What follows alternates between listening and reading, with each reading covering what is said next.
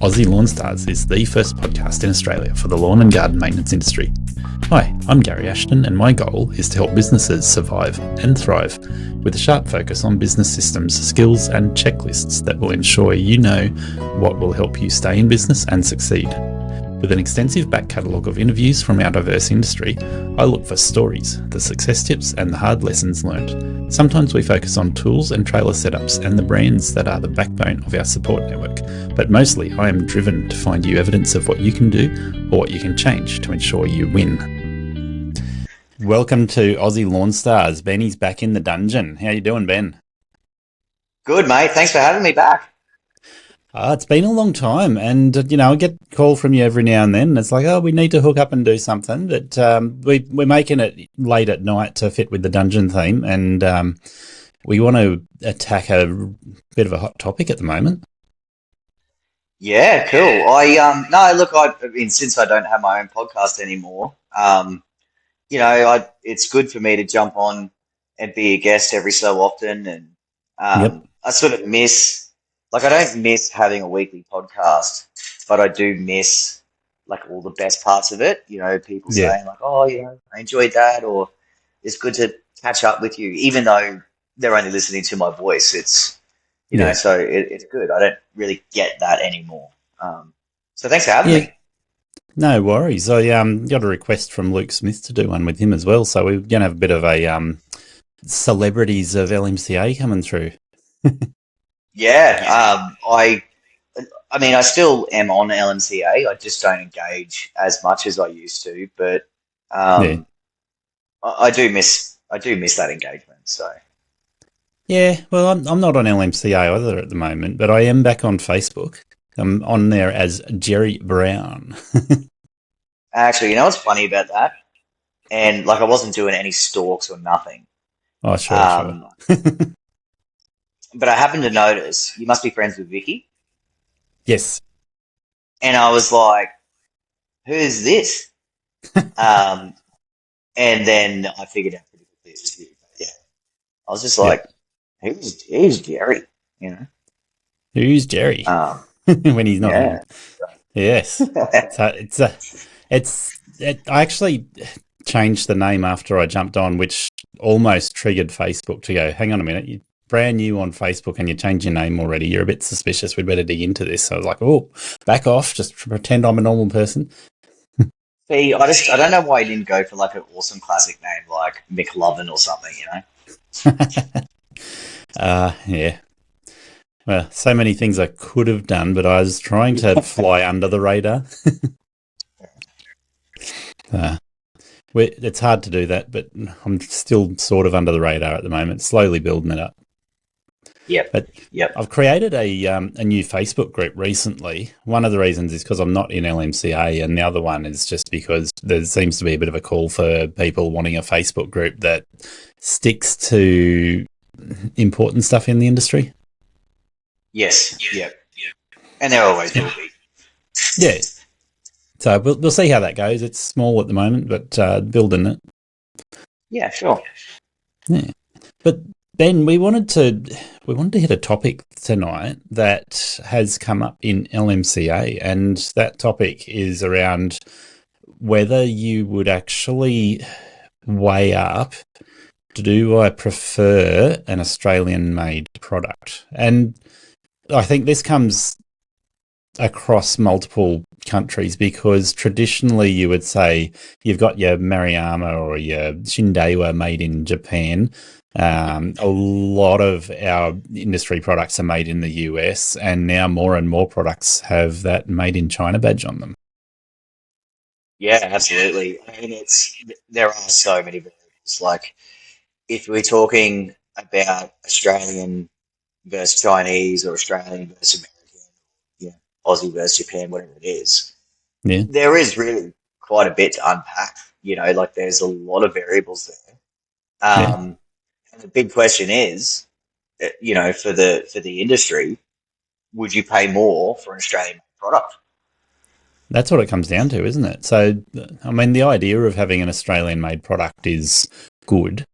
And, shout out to one of the Australian made brands that is very well known, Catch Pro. Yeah. But I mean, like that's what I mean. We'll be able to give insight on this episode as to why some products made in Australia make a lot of sense and why, yes, you would pay that extra price tag, and Yeah, some product, you know, you don't, even if it is made in Australia, it might not be as good as what you can get imported. So, yeah. um, But yeah, it's a super interesting topic. on the Catch Pro itself, so obviously Catch Pro has a lot of products available on the web store now. But the actual Catch Pro, you developed that over a period of time. You made it in Australia. You opted to have it made in Australia, even though you have considered what it would look like if it was made in China. And I think when you were developing it, didn't you buy an American-made catcher at one stage to sort of bounce around ideas and see whether that was feasible instead of making your own?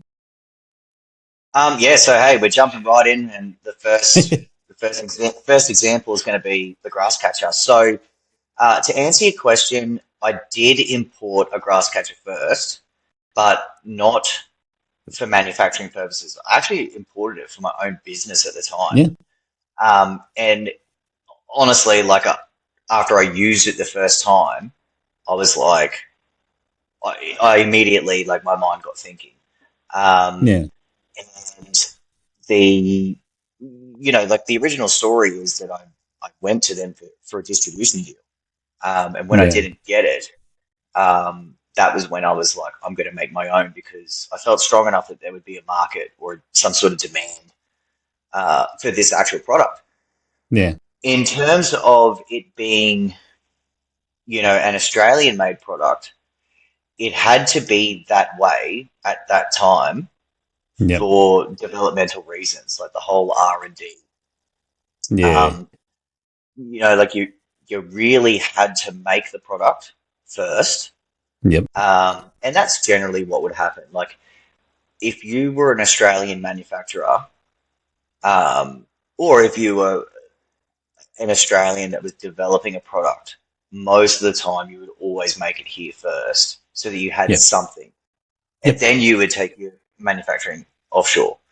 yeah, Um, so the so realistically, I did look in China first, um, and to kickstart a brand new concept, like you're looking at like that's the biggest thing, volumes. So yeah, they're not going to look at it for less than like 3,000 units.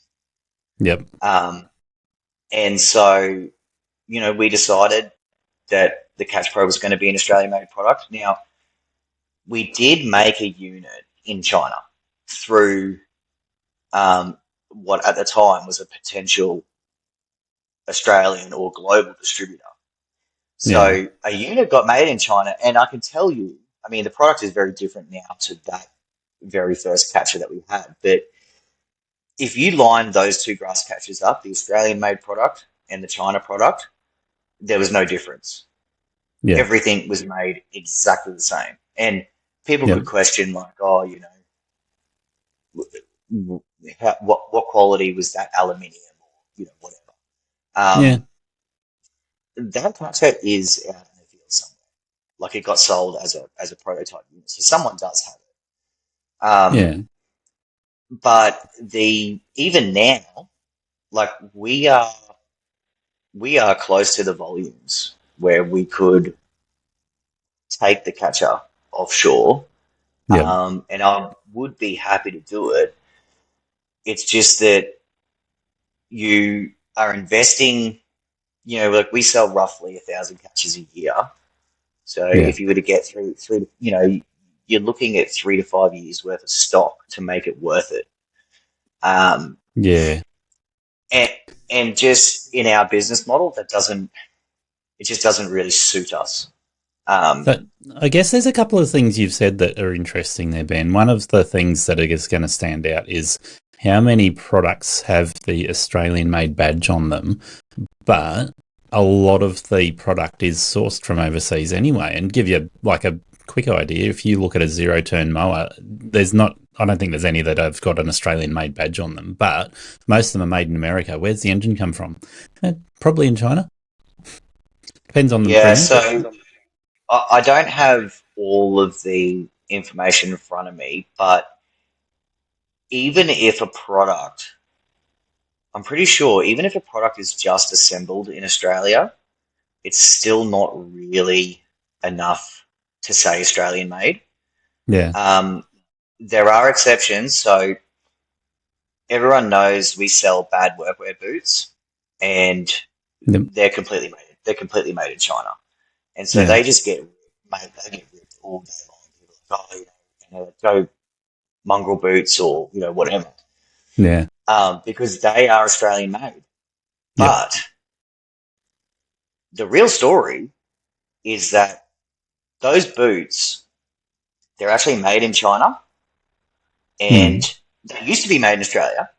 And the Yeah. machines that glue the soles to the shoe, Yep. they're very expensive machines. And Hmm. they kept that in Australia, and they just have one guy in a factory somewhere that makes the soles, glues them to the shoe, and that's enough to say that they were made in Australia. Okay. So that's the actual story of that. So people rave about, let's get mongrel boots because they're made in Australia, rah, rah, rah, but they're not really. I have mongrel boots rather than bad Yeah, workwear, and not. I've got nothing against bad workwear, as you know. I've been running bad workwear for a few years, and the mongrel boots I've chosen not because they're an awesome Australian-made product. I chose them because the insole gives me good support for my arches, and I shopped around quite a few brands before I came to that conclusion. So I'm not actually that impressed with the boot itself, like the sole delaminates or the glue that holds the sole to the upper part. You end up with water coming in after a while. So I generally try and buy them coming into winter because that's when you're more likely to end up with wet socks going through winter. So it's like, all right, I'll buy a brand new pair of boots coming into winter. I have to do it every 12 months, if not earlier. yeah. I mean, look, boots is a really tough one, and Yeah, the it sort of does lead me to my next variable in this yeah, topic is that mongrel boots probably are better because they weren't designed in China. They were yeah, designed, with an Australian that was like, this is what we need. This is what's yep, going to be great for us. They've simply just taken their manufacturing offshore because it makes a lot more sense. Um, yeah, when people talk about Australian made, it is fantastic, and I would love nothing more than to have more manufacturing in Australia yeah, because it'd just be great for so many different reasons. yep, But I think consumers, I mean, they certainly don't realize that, like, in America, they kind of have the American dream. In Australia, the Australian dream is to start a business and have a product yeah, and capitalize on cheap Chinese manufacturing. And that is what allows Australians to start up these awesome businesses because yeah. they're just capitalizing on, like, this is a little bit off topic, but No, it probably sounds a bit creepy, but no, good there's rabbit hole. there's an underwear brand. It's a women's. Oh, they might do both. They might do both. It's a pretty good Australian brand, Yeah, and they have built it up awesome. They've done the whole social media thing, and the lady has just sold it for, and I don't know the figure, but she sold it, and I'm sure it was a great figure. yeah. That's what I mean. That's that kind of story Hmm. that not everyone really thinks about. Is that was possible because of Chinese manufacturing. Yeah, So it's not always the best way to go, but there's so many positives about it. yeah. Well, I've looked at doing merch. Like you can see, I've got my logo on my shirt here. I've got my logo on a Yeti mug here, and I've I've been got a thinking, logo. oh, I've got a logo too. yeah, I've been thinking about getting a few Yeti mugs made up and then offering them as prizes for listeners to get more listeners in, sort of thing. But it's like, can I get an Alibaba version of the Yeti mug, or an Alibaba umbrella or something like that with my logo all over it, and that way it's going to be a little bit cheaper if it's made in China. I mean, I'm sure the Yeti's made in China anyway, isn't it? Yeah, you'd have to research it, but man, it just wouldn't surprise me. Like, Yeah, it wouldn't surprise me. Even, mate, all of my girls with their horsey stuff. yeah, Um, there's so many products now. Like, we'll go down to a horse shop, and the prices are ridiculous. yeah. And you can find this stuff on Temu and everything Yep. else. Yeah. And Horse stuff is insane. sometimes it isn't good quality, but sometimes it's the exact same. Like it's Yeah. crazy. And actually, even I mean, so the big question is, would you pay more for an Australian product? The problem is that we're actually paying more for a Chinese product that Mm, has, some sort of Western influence behind it, or, and yeah. like I bought a pair of Oakleys and they shipped from China, Yep. direct. Like, yeah, I bought them from the Oakley website. They ship direct from China, and like Yep. I don't have a problem with it. It's just Mm. you can go on Temu and you can get exactly the same thing without the Oakley name on it. Or And the with Oakley, the Oakley name on it too. well, I mean, I tried to do some digging. I've tried Mm, really hard to do some digging, and there could be that the manufacturers have, like, I'm sure that Oakley would be aware of this, right? Ray-Ban, all of them. But yeah. I think they might even have little, not clauses, but they might say, like, okay, you can do this on the side, but you can't use our lenses. You have to use a generic lens or something.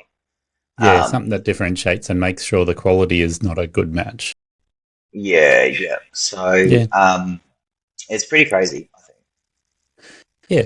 But I guess take that to our industry again, right? If you look in the US, you'll find Skag mowers are made in one state, Wright mowers are made in another state, Walker mowers are made in another state, Toro might be made over, I don't even know where Toro's made. They're probably made in China. um, Yeah, but yeah, if you look at that philosophy in the US, we almost need to go, okay, well, Catch Pro's made in Queensland. Maybe we need a Cockroach Pro made in New South Wales. no, like, so that's strictly just due to volumes. Like, you have to remember that the state of Texas has the same population, if not more, as the whole of Australia. Yeah, So, and you will find that the brands where their manufacturing is, the brands, those zero turn mower brands, will actually do like way better in those regions. yeah, they do. Um, and that's why, say Toro, when they acquired Xmark, for example, Yeah, that Toro was the original brand, and yeah, Xmark was an independent brand that yeah, was playing in their region, and they were like, um, "We don't want to compete with you anymore. Can we just buy you out?" yeah, And then that way they're hitting the same market with, a 1-2 punch. And yeah, it's exactly the same with Husqvarna and Dixon and, yeah, all of the other, you know, brand takeovers that we've seen. It's yeah, because, yeah, those brands have done really well in the same markets. And yeah. they're like, we don't want to compete. We'll just take you over. And see, that's another interesting one. You talk about Husqvarna in Europe, right? Because they're not an Australian or an American or a Chinese brand; they're a European brand, and their market domination should be Europe. But then when you come to Australia, you go, okay, you got Husqvarna and Still over in Europe. They have a place in Australia, and the brand reputation sort of precedes where the actual manufacturing is done. Like, yeah, it's cool they're not made in China, but if they were made in China, would it make any difference? I think it would make a big difference. Yeah. Um, Yeah, so I think I've talked about this before on Skull Sessions, but I think it was whenever Husqvarna, because they must have some sort of manufacturing still in America. It would yeah, make a lot of sense I don't know that to be true, but they probably have a manufacturing site somewhere, at least where they do assembly. I don't know if that's true, but I'm pretty In sure they do. in the US, they promote their Red Max brand, and I know Red Max is in Australia as well, but that's really popular in the US as a brand that is owned by Husqvarna. And same tool, I believe, in a lot of regards. It's funny. That's where I was actually going with this. So Ah, sorry, I cut you. no, that's all right. It's funny that you brought it up because so Husqvarna consumed Dixon, Yeah. and then Dixon became Red Max, Yeah. and it wasn't supposed to become Red Max. It was supposed to become Husqvarna, Hmm. and sales were really poor, and all of the focus groups and all the analytics came back, and Americans could just not buy a product called Husqvarna. They Yep. needed a name, and for somehow Red Max has come out of it, but it resonates more with them That's instead of being yeah. such a foreign brand. Have you ever seen the YouTube clip of Stan the Dirt Monkey and Brian and everyone doing the Husqvarna stand on video? Like No, I have not seen that. they can't even say Husqvarna. He's going, Well, oh, what the hell is this? A Husqvarna or something? Like he can't even yeah. say the name.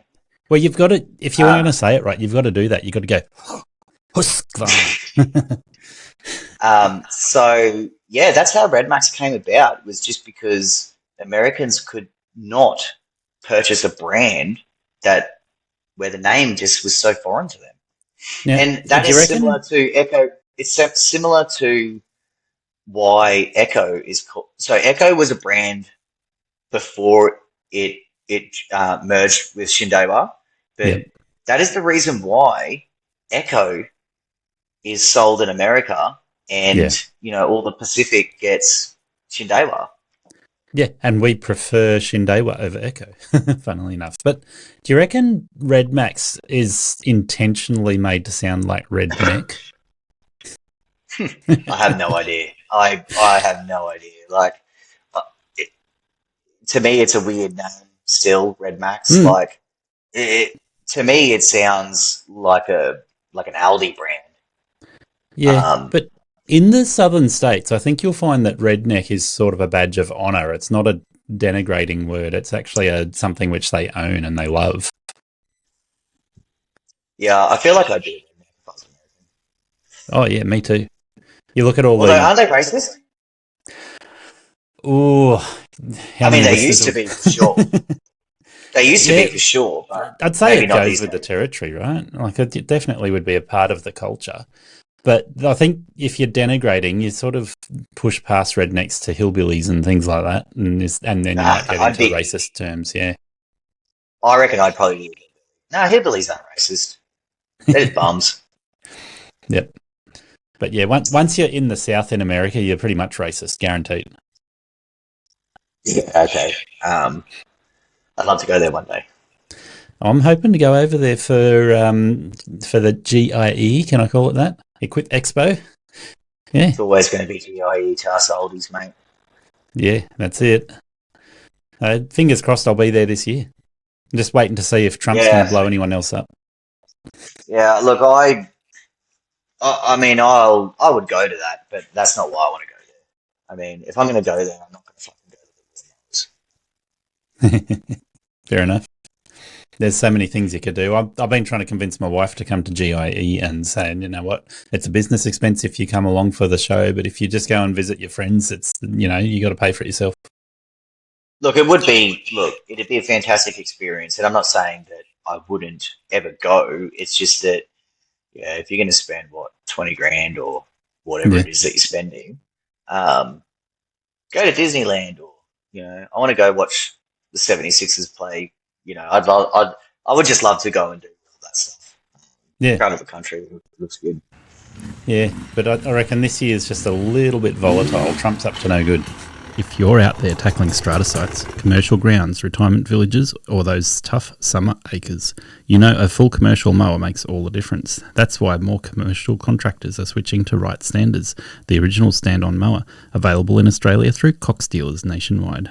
Built tough for our conditions, the legendary AeroCore deck delivers a flawless, even cut every time. Quick manoeuvrability in tight spots, compact design for easier trailer loading, Kawasaki or Briggs engines, hydro gear drives, and a serious commercial durability.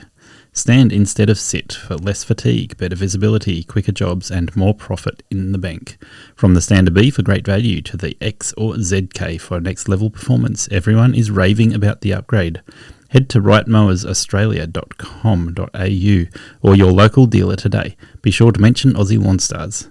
Right Mowers get the job done faster, cleaner, and easier. Your back and your business will thank you. What do you reckon about, mate, zero turns in terms of where they're made? Well, given most of them would have a made in the USA badge on them, and, you've probably got one that has that, I've got one that has that, and I think, Skag, Wright, and Gravely pretty boldly will say made in the USA. Walker certainly does as well.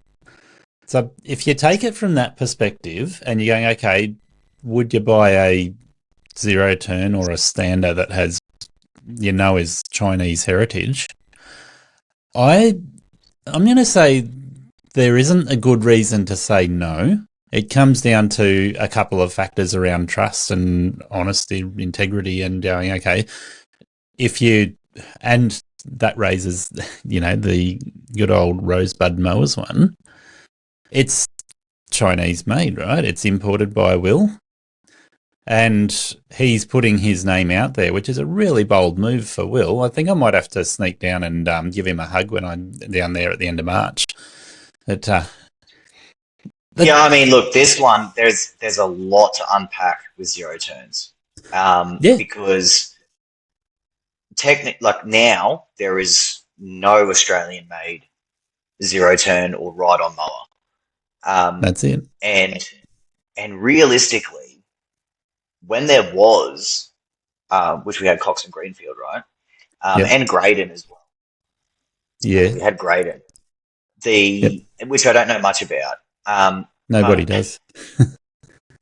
But realistically, when you look back at those machines, none of them were really that great.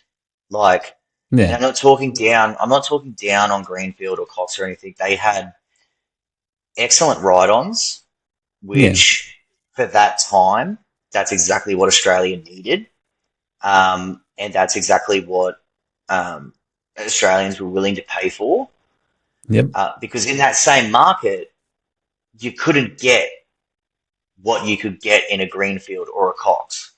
Well, let me tell you about the history there from my perspective. So back when I was a kid, we had 2.5 acres of lawn to mow, or 2.5 acres of property, about 2 acres of lawn. And Dad bought a Victor. You remember the old T-handle Victor? Well, I got to be honest, mate. As a kid, I never paid attention to any of this stuff.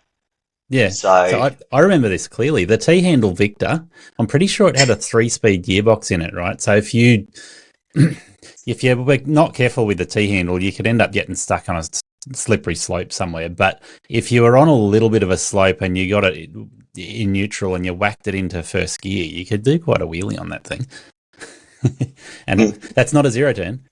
But no. We ended up wearing that thing out and sold it to one of our neighbours, and Dad bought a Greenfield. But after a while, and I couldn't tell you how many years, I'm going to guess sort of the 3 to 5 year mark, the Greenfield was absolutely flogged out. It was clapped out. It was like everything was sloppy and it wasn't doing what it needed to do. And so we got rid of that as well. And I don't know, do you remember a brand called King Cat? No? Still before I may have heard of that one actually. That was a New Zealand brand. Okay, yeah. So, my comments weren't based on a poor product from either Greenfield or Cox.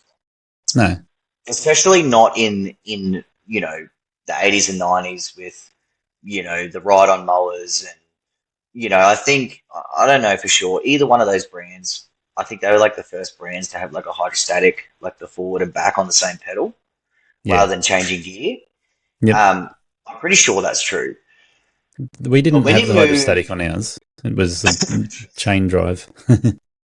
yeah, yeah. So, but when you did move into zero turns later on, and I don't know which year Cox came out with zero turns, but if you Yeah, looked no, at what if you looked at what you could get from a Australian made zero turn compared to what you could bring in at a competitive price. So Hmm. like you, you know, like you really that's where it all starts. It does start first at the price, then you weigh in the manufacturing and the components and everything like that.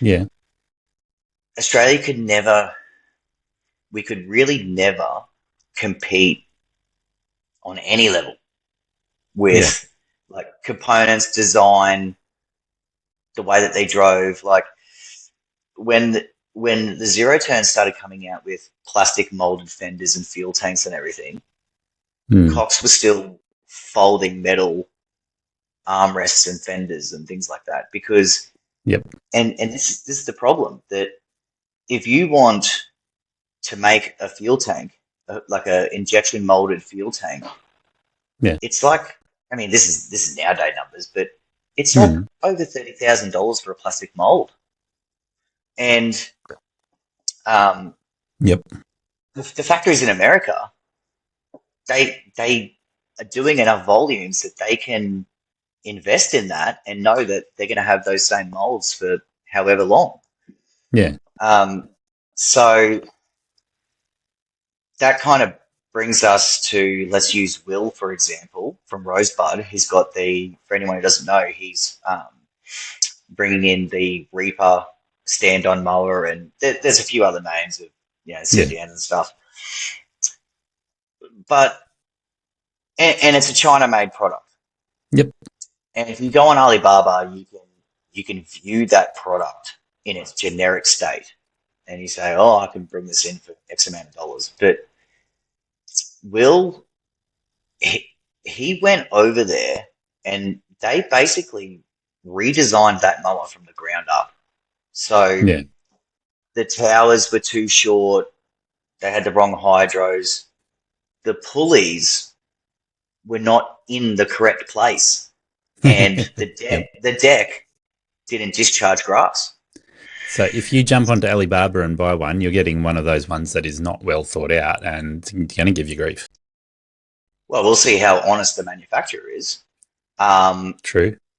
that's also another huge factor with Australian versus Chinese, and we might get there a little bit later with the Whipper Gripper. We'll stick to Will first, Yeah. um, but the basically the Chinese manufacturer, he may have originally they've done their own data analysis and they're like stand on mowers, okay, let's build a 32 inch. Yeah. And they might have imported a bunch of American mowers and done their best to copy it. Likely. Yeah, but they haven't. That's as far as they go because they know that that price tag is so appealing, um, Yeah. and the workmanship is fine. Like Yeah. everyone knows, years ago, um, I was looking for a stand-on, and back then Yep. there was really no brands doing them. Uh, Bobcat and Toro had stand-ons And here, but yeah. we didn't have a Toro dealer, and then Bobcat was only doing the 36, so I wanted a 48. Yeah. And so I went on Gumtree and I found a, a brand that was backdoored here, um, Okay. and it was a China model, Yeah.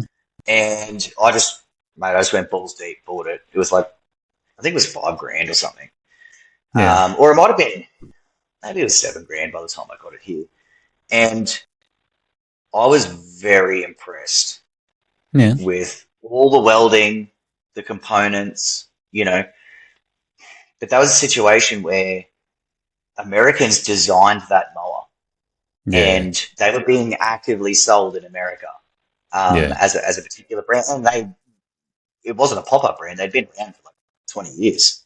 Yeah. So I had a really good experience. And there is a contractor that now is using that mower. Okay. Yeah. So, however, would you just go and buy one from any Chinese manufacturer? I think no. That I have so many people call up. I think there's a brand. It's called Big Boys Toys, Yep. um, I know the one. which sounds horrible. Like they've Yeah. tried to make it sound tough, and it just does not sound tough. Yep. But yeah, like I've had our Cash Pros actually fit those machines, Yeah. um, Okay. and you just forever have people saying like it just throws belts, and I mean that would be the most common thing, like Yep. the belts and the pulleys and stuff, because they, Will, for example, would look at the bearings and be like, no, we need this, this, and this. Yep. Whereas the China manufacturer's like, oh, we can cut costs here by doing this and doing that. Yeah. But let's talk about bearings for a minute, because that topic is really interesting, right? But I've ridden a lot of dirt bikes, and when you're riding dirt bikes in the mud, they chew out wheel bearings. So after a period of time, and I'm going to say off the top of my head, my dirt bike had probably 50 to 100 hours on it, and the wheel bearings had flogged out bad just from riding through watery, muddy bush. And so I bought a set of wheel bearings from a well-known website that is Australian, but it was known that the bearings were just Chinese bearings. I was like, yep, $30 for the bearings instead of $80 or $100 for the genuine KTM branded ones. And the originals were made where? They were made at Japan or they no? were made by one of the bearing shops, like the well-known reputable bearing shops. In Australia or like where did they? I'm not sure. I'd say Japan, but I'd be guessing, right? So the Chinese bearings, I got about 10 hours out of them. Yeah. Right. Yeah. And couple that story with a galvanized trailer that I looked at buying from Sydney, made in China, like clearly sold as a made in China trailer, galvanized bolt together trailer. And I called up the guy selling them in Sydney, and I'm like, hey, I'm looking for a decent trailer, or I've got to get rid of my little poxy cowboy looking trailer with something that looks good. And he's like, yeah, it'd be an awesome trailer. And I said, it needs to be able to handle a bit of weight. You got to throw a 42-inch mower in there. You got to be able to put a tool rack on the left side. And as soon as I said I wanted to put a tool rack on the left side, he's like, oh, you'll have to replace the wheel bearings. They're just cheap Chinese bearings. Yeah. Okay. So clearly there are some known issues that pop up time and time again. And so, with Will doing the stand on, get the bearings right, make sure the pulleys line up so they don't pull a belt, those sorts of things. Yeah, and a lot of that stuff is super critical. And like the Americans, they've mastered that. And sometimes they get it wrong. When they have brand new models, sometimes you see there's issues with, even right now. There'll be some, I know X-Mark had an absolute shocker. I think it might have been called the Vertex.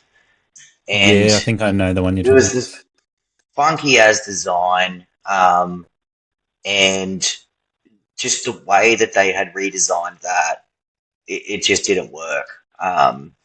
Was that X-Mark's foray into standards? Sorry? Was that one of X-Mark's early standards?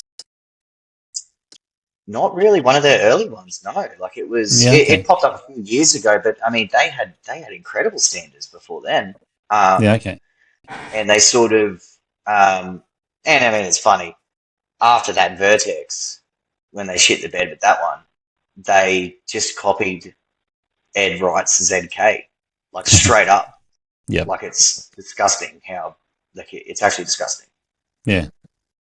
And Ed, like he didn't make any bones about it. He just made a video. He's just like, what the hell? Yeah. So that's pretty crazy. Off topic, but yeah, it happens though, doesn't it? And I guess that's part of what you're looking at when you're going, do we buy Chinese or an Australian made or a US made product? You're generally going to head towards an Australian-made product, if there's a face behind it, if there's a person or a reputation that is backing that product, and you go, all right, I'm buying it not just because it's made in Australia, but I'm buying it because it's got Ben's face behind it, or it's got, the brand XYZ, and you trust. And also, if you have a problem, you can get on the phone. Hey, Ben, what's going on? Yeah, I think that's pretty important. So, like, as an example, if you're talking about trailers, Yeah. if you go down to a trailer mob and they fabricate a trailer for you, Yep. you sort of, I mean, at least you're at least putting your trust and faith in that person that it'll Yeah. be a good product. If you go on Temu, Alibaba, whatever it is, and you press collect on one of those trailers, you just don't really know the workmanship that's gone behind it. No. And it could be good. I don't know. It's not something that I would do. But in that particular case, I would feel I would pay twice or three times the amount to have an Australian made trailer. Look, I went as far as to make my own trailer. So when I made the disaster of buying an excavator, you remember that? I I do made a remember, trailer yeah. for it. I Yep. I looked at some Chinese trailers. I looked at some Australian-made trailers, and the Chinese ones were going to be about $6,000. The Australian-made ones were going to be about $12,000. So I just bought the materials. I asked my brother to buy the materials because he works in a workshop, and I was like, "You order the materials in for me. I'll pay for them, and I'll pick them up, and I'll build the trailer and send it off to the galvanizer, and then send it off to the rego place to get the blue slip done." And Bob's your uncle. I built a trailer, and funny story, I actually bumped into the new owner of that trailer last week. And Yeah.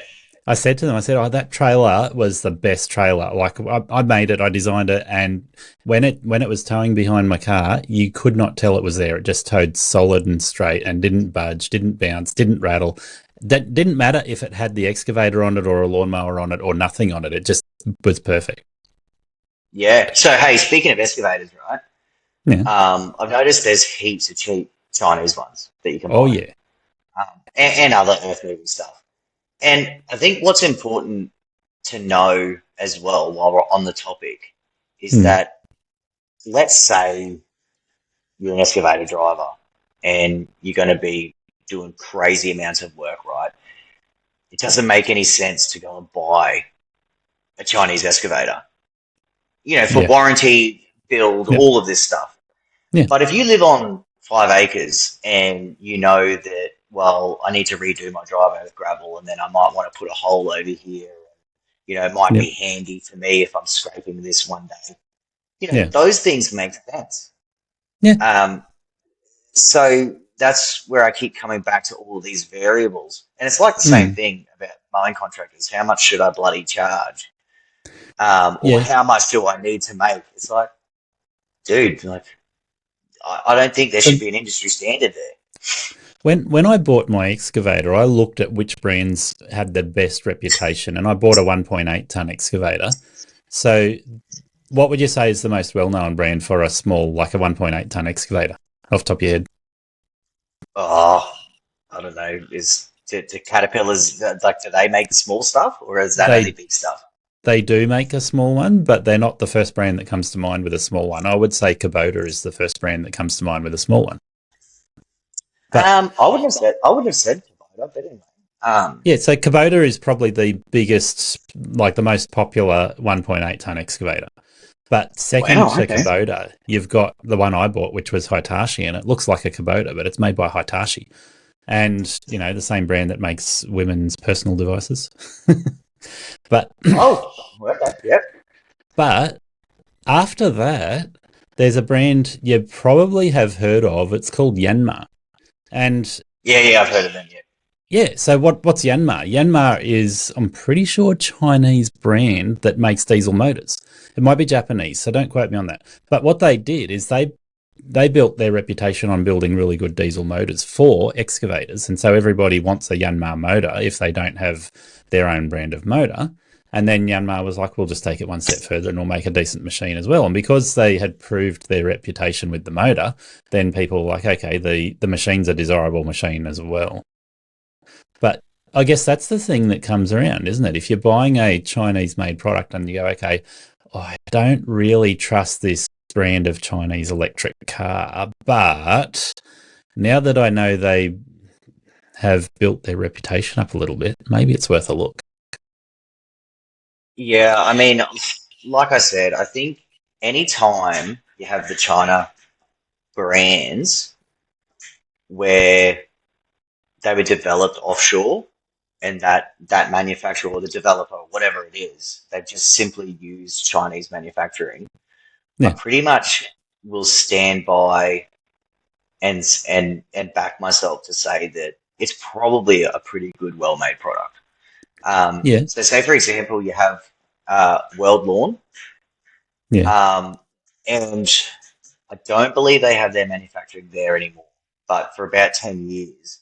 So it started off as Encore, and okay, Encore was a brand. I can't remember which part of the US, but eventually they got consumed by someone, um, and it became World Lawn, and then they took the yeah, manufacturing to China. yeah, And World Lawn, I'm telling you, it's a fantastic product. Like yeah. it, I mean, their most common machine, which is the Viper, is not that great. But when you move up into a Cobra, or if you go to the World Lawn Gator, like they're fantastic machines, and no one will be able to pick on them Mm. for their manufacturing at all. So this is a good case in point, though, Ben, because I know when you first told me about World Lawn, I had to actually Google them to find out who they were and where they were, and I'm like, it's a Chinese brand. Can I actually get one? Can I get a local mower shop to look after me if I got a World Lawn mower? And I was put off because I was like, no, there's no distributors, there's no local mower dealers. What do? I don't want it. And, when it comes to that classic decision, do I want a brand that's made in China with the World Lawn? I was like, no. And then obviously listening to you and BJ and your experiences with World Lawn, I'm like, okay, they're probably a decent product if you get the right one. But I still don't know where the distributor is, and I don't know of any local dealers that are going to be able to help me. I mean, you could probably go there because the motor's made in the same place as some other motor, or the hydros are made in the same place as another hydro. But the actual brand, it's like, no, there's no support. Okay, so this one is going to be a classic comparison to, say, Rosebud with the Reaper, right? So, Yeah, so World Lawn, yes, they have their manufacturing in China, and their manufacturing is awesome. And but they've really focused heavily on the American market, and the yeah, Australian market is kind of like, yeah, well, we'll send some units to Australia because China's just there and it's easy to do. yeah, yeah, But like, I understand what you mean. You go to their website, and within 2 minutes, you're over it because you can't select a model, you can't find out a price, you can't find a dealer. And yeah. that one, unfortunately, is just a result of really poor distribution and representation. So it would be similar to bad boy mowers in Australia. Yeah, So if you go to America and if you go to certain parts of America, there's fucking bad boy mowers everywhere, and yeah, it's a pretty good brand. yeah, In Australia, they have pretty good representation now, but yeah. for 20 years it's been absolutely woeful. Like It's been up and down though, hasn't it? With Bad Boy, they'd sort of had a little bit of a presence and then they disappeared again, and now they're back in the last couple of years. the biggest presence that they had was when one of the distributors at the time went bust, and Yeah, there was like 5 containers of new stock here, yeah, and whoever repossessed them sold them at an auction at hmm. like starting bids of $0. And so there was a massive influx of bad boys at one point, and that was their most successful and prominent moment in Australia. Yep, because everyone Now got they have bargained. yeah. So now they are represented pretty good again. But I mean, it's a harder time than ever for a zero turn brand, for any new zero turn brands. But back to the original comparison with Will. Yes. So Will is a little bit like the American that took his manufacturing offshore. It's a bit different because he's not the original manufacturer, but Yeah. he is going to represent that brand just like World Lawn does in America. And And because he's an he Australian, can, that's right, and this is his market. So yeah, he's going to come out and he's going to say, I'm Will Harford. This is what I've done. This is what I'm going to do. If you buy a yeah, mower from me, you're buying it from me. If you have an issue, you can come to me. And yeah, that is going to be the big difference. If you buy, a World Lawn, you'll end up going to your dealer who probably won't get any support from the actual distributor, which is World Lawn themselves anyway. yeah, Um, so that's probably the difference there. And it is similar to Catch Pro. Um, yep, I made a decision to put myself out there and say that I'm the face of the brand to help people just to help gain the trust of consumers. I mean, we get calls every day saying like, "Are you guys a scam?" or yeah, whatever. And then you know we also get calls where g'day, it's Ben, like, and the person will say like, "Hey, you sound just like you hmm, do on the videos," and I'm like, "Yeah, yes, dude, it's me. Like, it's me, man." Like, yeah, so, and I think that's what helps too. So, for sure. but when if you're buying a Chinese product, you never get that experience. And Yeah, it doesn't mean something to everyone, but it hmm, it just gives the consumer that at least a little bit of sort of trust where they can be like, okay, I can trust these guys because if something goes wrong, I can at least contact someone. yep, And Will's going to have that. That's what Will is going to have over, let's say, I decide to start up a mobile brand tomorrow yeah, and I don't feel like doing any development. I don't yep, feel like putting my face on it. I'm just going to hmm, buy 30 of those Alibaba mowers and put in Ben's mowers on them or whatever and sell them. yeah, That'll be the difference between what Will is doing and what others may do. yeah, for sure. And he's put a lot of time into going back and forth with the manufacturer, like we said earlier, to make sure that what he's putting his name and his face behind is going to be a decent product. Yeah, I mean, going over there and doing all the R&D is that's pretty heavy commitment. So, Yeah. one of the reasons why it's only one of the reasons why, but say the Catch Pro grass catcher. Yep. I mean, we don't want to have years worth of stock, but another reason is like I don't really want to go down. I don't really want to go over to China and watch them make a bunch of units and do the quality control and like they'll get it Yeah. right eventually, but Yeah. like I don't need to. I can. I mean, I've been doing that here for years, and I only need to go 35 minutes down the road. Um, Yeah.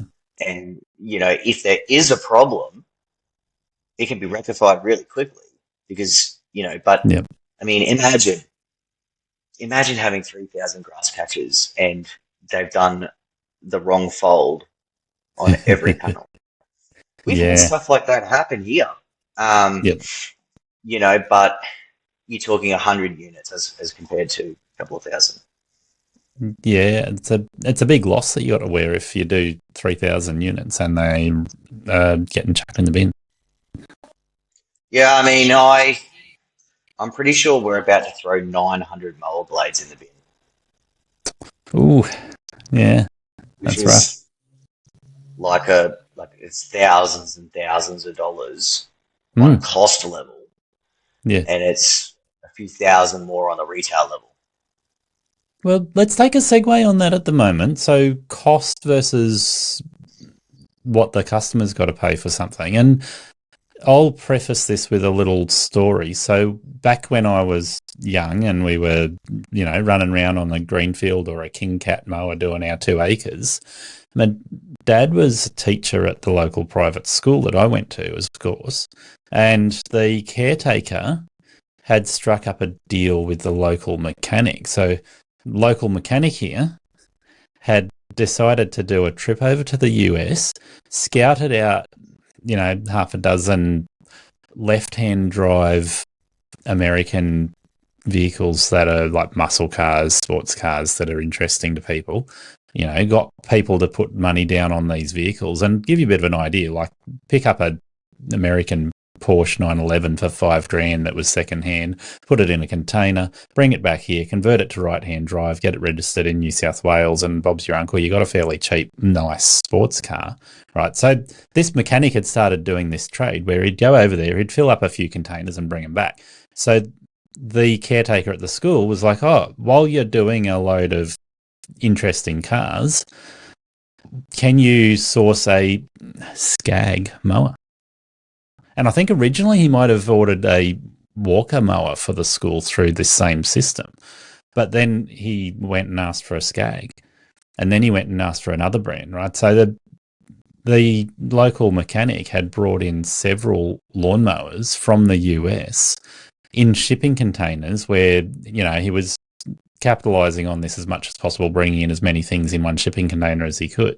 And I looked at it and I was like, oh, you can save quite a few dollars by importing directly from the US when it comes to that particular product line. So doing the maths on that, I'm like, if you're just buying it personally for yourself, you're not worried about import duties, you're not worried about covering the cost of somebody else supporting the product when it gets here. If you're in the hole and you find it's a dud, you're out of pocket. But if you look at the saving you're making because you're not worried about the support, it was potentially half the price of a retail price on another brand that was already available in Australia. It's funny. I think. Oh, sorry, am I butting in? Do you have more? No. So I was going to bring that back around. So for you, you're very aware of the costs of importing product through Ballard or other brands that you're dealing with. So the point I'm making is, whilst on an individual level you might go, yeah, I can make a huge saving by talking to somebody who brings in some secondhand products and just getting them to bring across a single unit on its own. But when you start going, I want to bring in, like Duncan Russell, I want to bring Skag in, or Cox brings in Right, the cost of dealing with the shipping, the import duties, and making sure you can support the brand after it arrives here. You're providing a reputation based on the distribution channel you've got, as well as making a bit of a markup on the product. There's a huge amount of cost in there. It's not just a case of going, well, if that machine sells for $30,000 in the US, I can get it here for $35,000. No, it's not. It doesn't work like that. Yeah. So I think that is probably the biggest thing. I don't know if it's across all industries or if it's just our industry, but I mean, it's crazy how some people think that they're constantly being ripped off on any product. I'm telling you now, to import, I mean, the distributors have it all worked out, right? But like, I've been at Gravely and Bush Ranger when containers have arrived. Yep. And, like, there is so much going on, and then they'll unpack the containers, and there could be 4 mowers that are completely dismantled, like, just from traveling in freight. Like, I'm talking about zero-turn handlebars that are bent completely the wrong way. Oof, and a lot of the time, those companies actually take that as a loss, because it wasn't like that when it left the manufacturer. And there is so many costs involved with importing. And like 15 years ago, that story that you told about the guy that was just getting a few containers, I think I might have known someone similar to that, where they were bringing in bits and pieces. 15 years ago, that made sense when there was no representation here. These days, there's no way that you would do it with a brand like Skag. You would just go down to your Skag dealer and the saving wouldn't be that massive these days.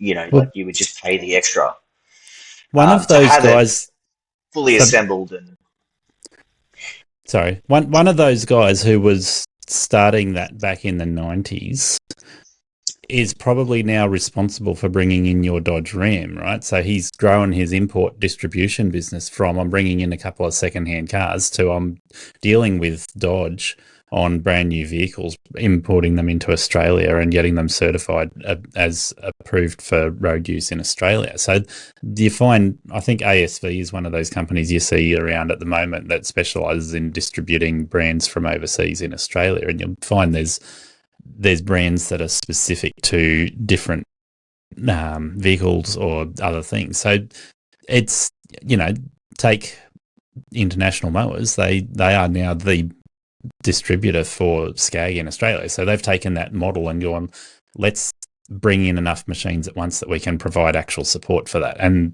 I think when I was talking to Duncan, it's like, oh, we've got like $2 or $3 million worth of spare parts for Skag. So to scale and provide support, you're not just going, I'm going to bring in one shipping container and see how I go. yeah, like it's, even if we go back, and I've got my own story on this, which I'll break down soon, but even if you look at someone like Will from Rosebud, Yeah. with the Motec mowers, people think like they'll do the maths and they'll say, oh, I can get that on Alibaba and I can ship it with this and add my customs and duties, rah, rah, rah. But like what Will has to do is that times like a million, like Yeah. he has to bring in those machines, he has to assemble them to a certain degree, he has to have all the spare parts, he has to inspect the whole shipment, like all of that is time and money. So Yeah. you might end up paying an extra $2,000 for his machine, but like I said, someone's done all of that hard work for you. Um, That's right.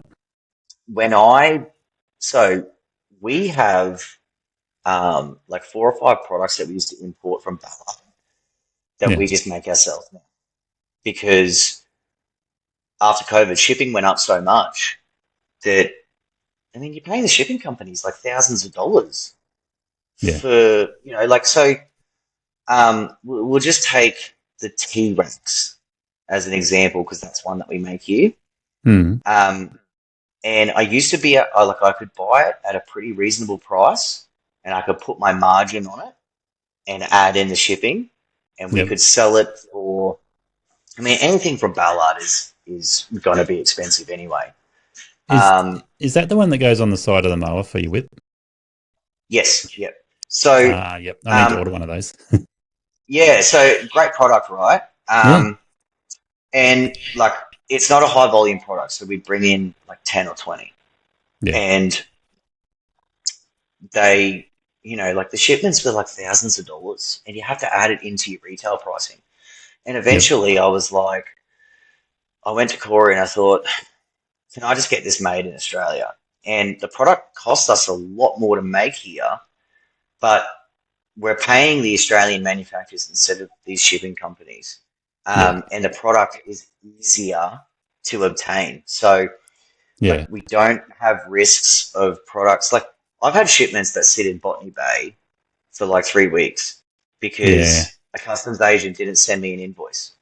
Yep. And then all of a sudden you get an email saying, we're going to throw this product away unless you pay your invoice. And it's like, where's the invoice? Mhm. And like you cut out all of that nonsense. So, Yeah. but something that also, that I can bring to light about Australian manufacturing, Mm. if we look at the T-Rax, for example, Corey gets them made in Mexico. Um, Yeah. Okay. the so he has products that are made in Mexico and in China. Yep. And he prefers Mexico because they can just go in a truck across the border. Shipping from China to America is Yep. disgusting, and now that there's the tariffs, it's even worse. Yeah. Um, Definitely. but say, for example, with that product, you've got solid bar, which is one product. Then Yep. you have flat sheet that needs to be folded. then you've got welding, and you've got powder coat. And when you have these countries that specialize in manufacturing, like your China, Mexico, India, all of these places, they have it all in-house. So, um, whereas in Australia, powder coaters just powder coat. Yeah. Welders just weld. Yeah. The sheet benders, they just cut and fold. Yeah. And you're accumulating such a cost every time. And then, the parts have to be freighted to here and they have to be freighted to there. So, Yeah. like, even when we're talking about the Whipper Gripper, for example, people, I mean, every day we're just deleting comments like, oh, God, $159 for a bar. And, I mean, it's not just a bar, for one, but, Yep. like, you think about the cost. It's $159, right, with free shipping. So you take away $15 for your shipping because that's the actual cost. Yeah. The unit is powder coated. Take away another $17. Yep. Someone has to weld all of those bits together. You've got the actual assembly. Yep. And you've got a pipe bender. So that's not to mention the other components and the labor that goes into it. And then we also drive it from the welding to the powder coat. Then it's got to come back. It's got to be assembled. Then it's got to be boxed with instructions. Then you need to pay for your marketing. Yep. Then every time we sell a unit, we give 3% to Shopify for having the website. If they use Afterpay, we lose another 1.9%. Like, people just don't understand that Australian manufacturing, the reason, like, we pay those extra costs, obviously for the manufacturing, but also to run the businesses. And it's really hard for me to understand, especially why the lawn mowing industry doesn't get it, when all they rave on all day is, well, I pay insurance, I've got this equipment, I'm using the right oil, all of this stuff. It's no different for any other Australian manufacturer. Yeah. I think the simple things you talked about there that come up, if you're just comparing US made to Australian made, right? And obviously when you go China, then we're completely different again. But if you are running a lawn care business, which most of our listeners are, right? That's what they do. If you put on an employee today, you're probably going to be starting them on a casual rate, which means you're probably going to be paying somewhere around $33, $34 an hour. That's their base rate that you can pay a casual to come into your business and know that they can actually cut the grass. Right? In the US, the minimum wage is $7.25 an hour. Massive difference. It's crazy. It's crazy. And I don't even know what it is in China, but yeah, that's right.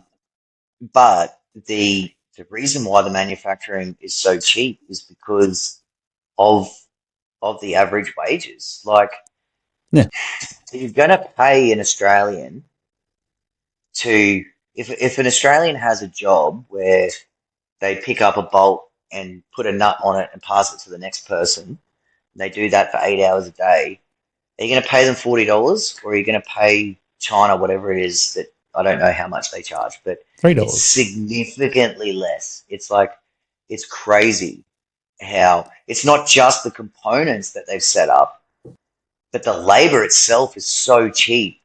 Sometimes you can't afford not to buy it. Let's take the Equipment Defender, the whole Equipment Defender range, right? Yeah. Now, it's fully American designed, but fully manufactured in China.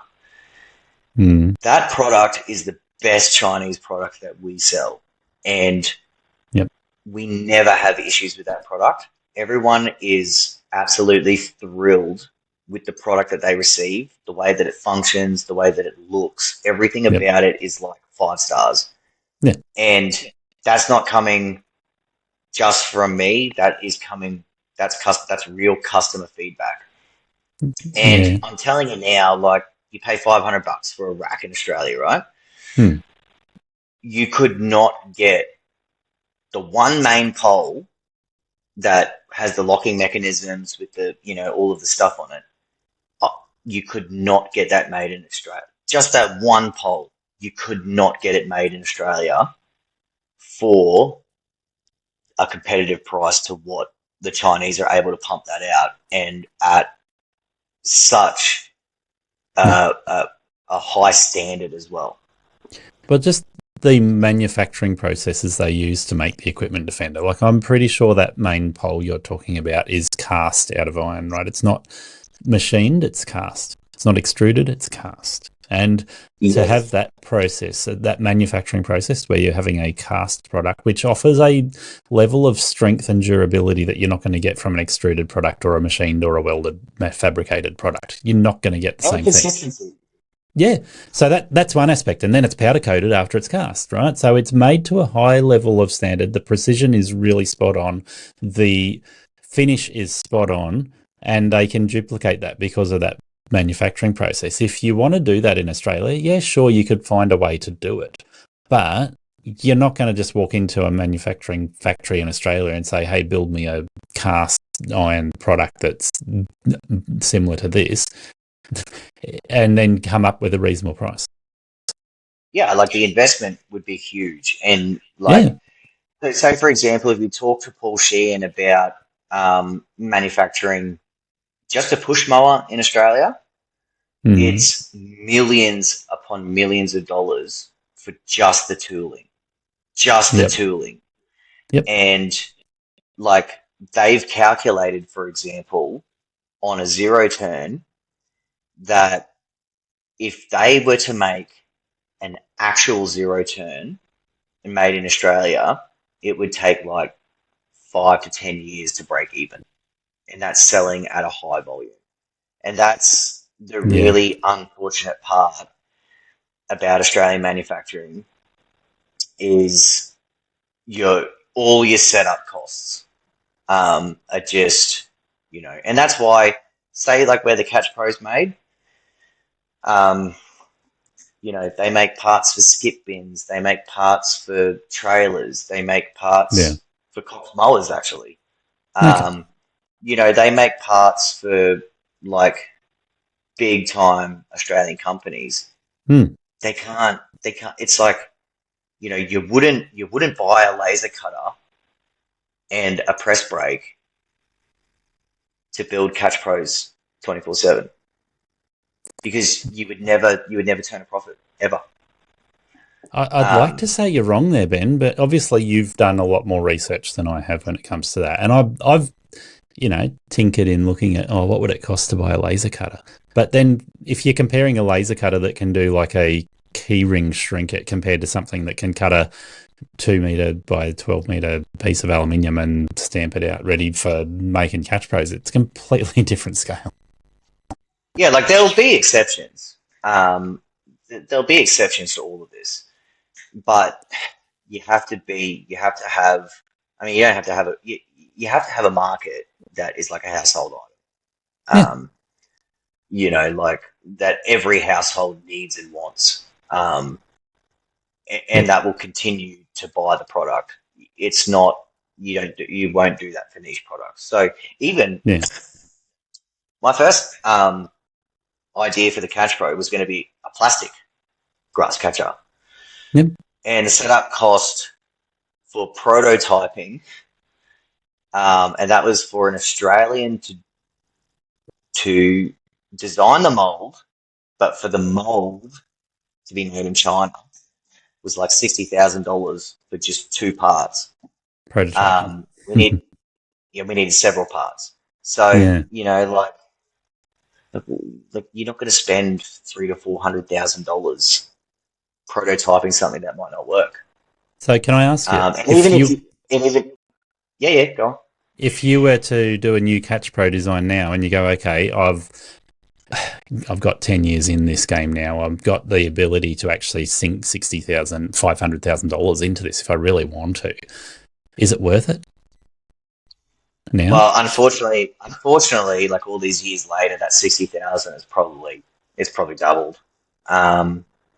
So amplify it over the course of getting from not just the prototype, but the actual completed unit.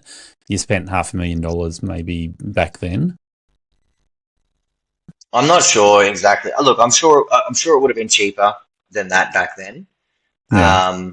If you were really committed, the to ask whether I would do that now based off how well our product has done Yeah. and continually either growing or maintaining, then I would say no, it just wouldn't be worth it. Um, Yeah. if you knew that the product was going to be as good, well, really, you would only do it if the product was going to be better. So that's a Then gamble. I'd probably take that risk if I knew the product was going to be better. But Yeah. But mate, if you had on your store, you don't know until if someone gave me $500,000, then I'd spend it there, yeah. for that reason. Um, But if you had on catchpro.com.au a plastic catcher beside the aluminium catcher and you're going, okay, this is great, people have got choices now, you're still taking a gamble of going, are they actually going to buy this one over the other one? yeah, I don't know. Like if it's going to be as strong as and it works, Yeah. then you've got positives because it's like a Yep. tenth of the weight. Yeah. Um, However, especially the way that the Catch Pro has evolved, um, I just don't think, realistically, I don't think you would go there these days. No. I think that particular product, it needs to be aluminium. Um, and yeah, I mean, look, if you had $1 million, you could try and make one out of carbon fiber, but Mm. that's a unit that will sell for like $2,000. Not, like Yeah. if you could make it out of plastic, mate, back then you could have pumped out units for $37. Yeah. And that was going to be the difference. Mm. True. The $37 doesn't buy you anything anymore. You know what I mean? So you can't get anything done for $37. So I now don't know it'll what be that $100. possibly, but I mean, hey, if you could sell patches for a couple of $100, Yeah. you'd get over just probably on volumes. Yep. And that was always the original plan. Yeah. So, if you look at other things like carbon fiber, it's not going to be like your cost is going to be tremendous compared to. Yeah. And then carbon fibre is going to splinter the moment Leroy tries to back up behind a tree. Mate, I've got to give Leroy his props, for how much he uses his catcher. There is no damage. Yeah. He's a good operator. Yeah. 100%.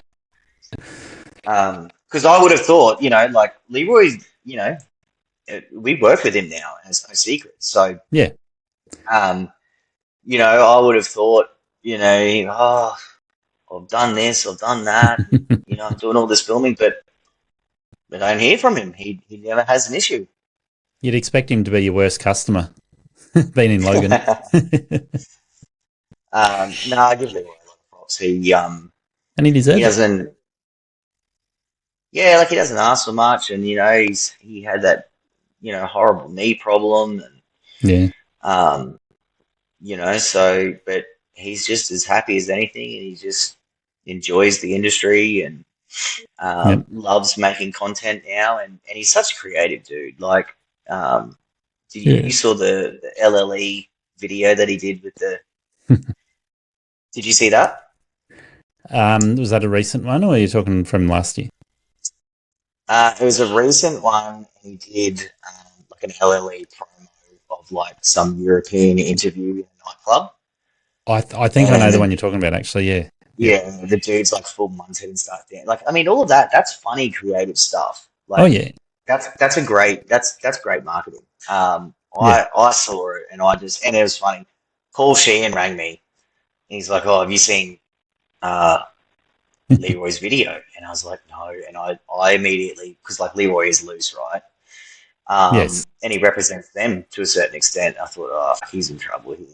And he's just like, oh, mate, Leroy is the funniest fucker I've ever seen. He's like, this video is brilliant. And it was like, I mean, I even showed Vicky. Like, Yeah. I thought it was hilarious. So, Yep. No, he's good. Good value. So, Gaz, what about bloody whippersnippers? Obviously there's no Australian whippersnippers. Yeah. But I mean, surely if you're looking at 500 or what 650 now for a commercial whippersnipper, Yeah. something like that. Yep. You don't really look at a China one for $300 and be like, hell yeah. You know what I mean? Like, you pay more for the premium product. Now, I know we're talking about Australian made, and I don't really know, like, that wouldn't be a very good product to invest in for an Australian manufacturer. You know, like, say someone like Will was like, hey, we got these zero-turn mowers, let's get into some handheld gear.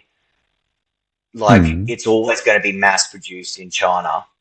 Yep. But, like, the Japanese just, like, they pretty much had the stranglehold on that, right? And I guess Stihl and Husqvarna and stuff too. Yeah, well, take that for example and look at the current market for whippersnippers, right? If I was going to pick up a tool out of any of those brands and go, yep, I'm going to be hanging on to this for hours every day.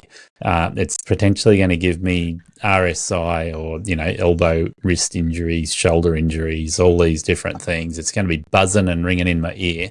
I want it to be really ergonomic. I want it to be really, really reliable. I want to know that I'm getting more than 12 months use out of this machine without a warranty claim, or that if I can repair it and keep on using it. So, yeah, if you go to a Chinese one, something that's just sprung to mind is you have to think, right? All Ego gear is made in China, and it's a good product. Catch Pro has been a supporter of Aussie Lawn Stars since its very first episode. Since we have formed a partnership with Catch Pro, a lot of Aussie Lawn Stars have made orders using the code LawnStars10, and I really appreciate your support. To continue supporting Aussie Lawn Stars, you can purchase your supplies and industry products from the Catch Pro website with the code LawnStars10 in all caps. That goes back to the same thing. Apple's made in China. It's a good product. Tesla's made in China. Yeah, okay. Let's cancel that theory. But you get what I'm saying. Like, anything can be made in China to a standard if you pay for it. But if you're talking Echo, Shindewa, Stihl, Husqvarna, if you pick up one of their whippersnippers, you got a little bit of faith that it's going to be ergonomic to hang on to the trigger, to be pulling the trigger, to be hanging onto the handle. Oh, hang on, no, you need the whipper gripper to make it really ergonomic. But you get what I'm saying. Like, cheap plug. I had to throw that in there. But you get what I'm saying. Like, if you go to a Chinese product, and even just something simple like, the powered secateurs you can buy these days? Yes. I sell them now. I've got 2 pairs sitting here at home, and one pair I will use every day over the other pair, and they're main tool brands that you can buy at Sydney Tools. Right, one pair I will use over the other pair, hands down, because I can pull the trigger 1,000 times and not get a sore hand. Whereas the other pair, I'm going to get a sore hand out of it. So it goes back to what I'm saying. Are you sharing the brand names, or is this like secret or something? So the one that I prefer to use that is ergonomic is Stihl. Mm-hmm. And the one I'm using that I'm going to give it away because it's not that nice to use is Milwaukee. Okay, yeah, interesting. Yeah, it's main brand. It's not cheap, rubbish. No, I mean, look, it'd be made well. Yeah. Like, you have a classic example there of Stihl specialising in OPE and Milwaukee just trying to play in that space to service a market. You know what I mean? Yeah. Yeah. The ones that we sell are Pro Cuts. It's a GA product. And I'm 99% sure it'll be a Chinese product. But what's funny is a Makita battery works in it. That's good, isn't it? The kit comes with a battery, so like it's the Yeah. only way you can buy it. But Yep. it was pretty interesting to know that Makita battery works in our units.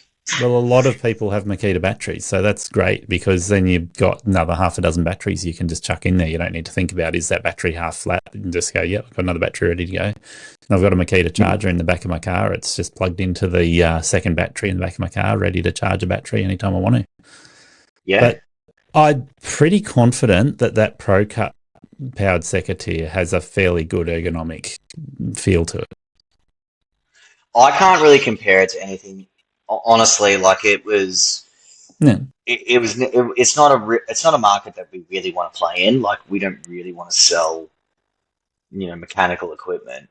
It's Yeah. just that we have access to the product Yep. and we stand by that brand.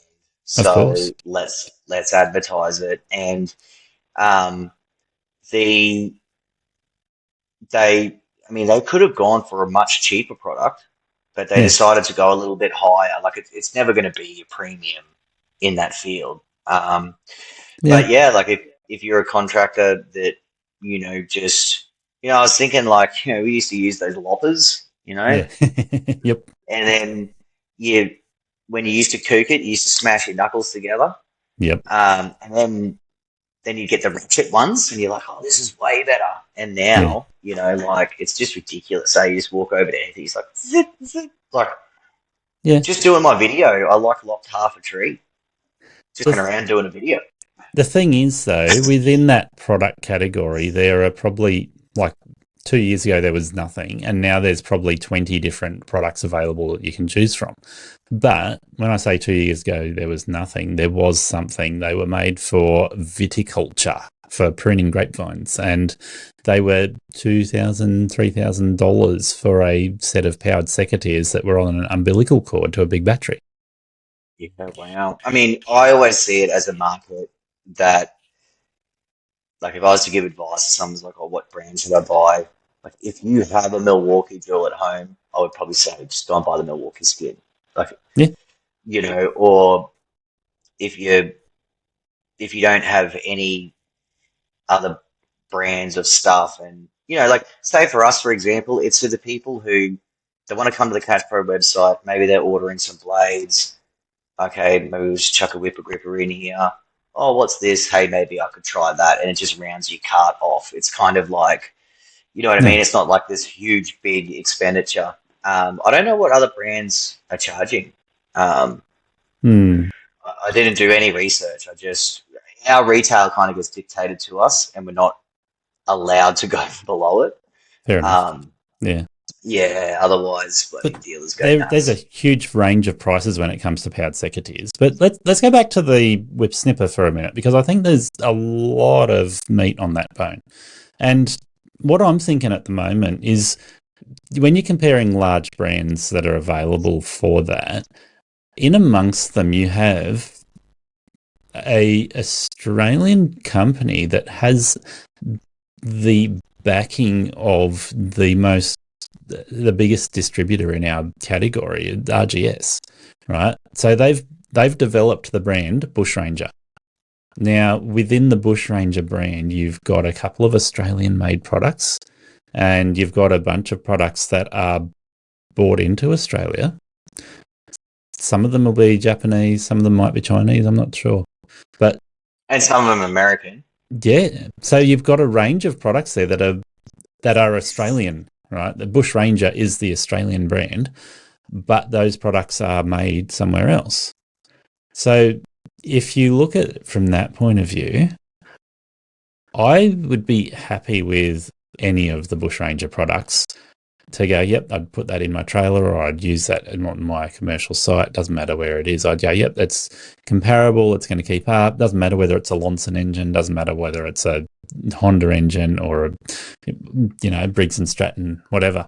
It's not the issue. I trust that the RGS name, Paul Sheehan puts his face behind it, and Bushranger has one of the best support networks in Australia.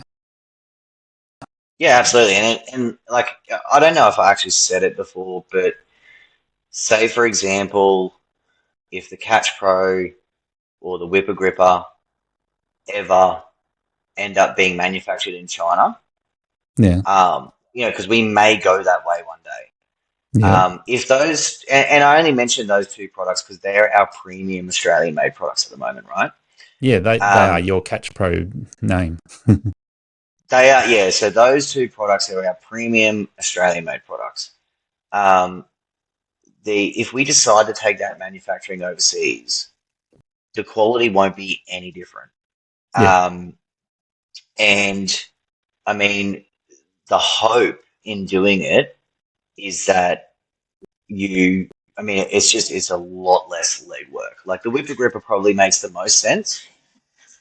Um, Yep. it's just a little bit scary because the trimmer handle market is just, it's like Yeah. that Darwin grip guy honestly must just hate life. It's not.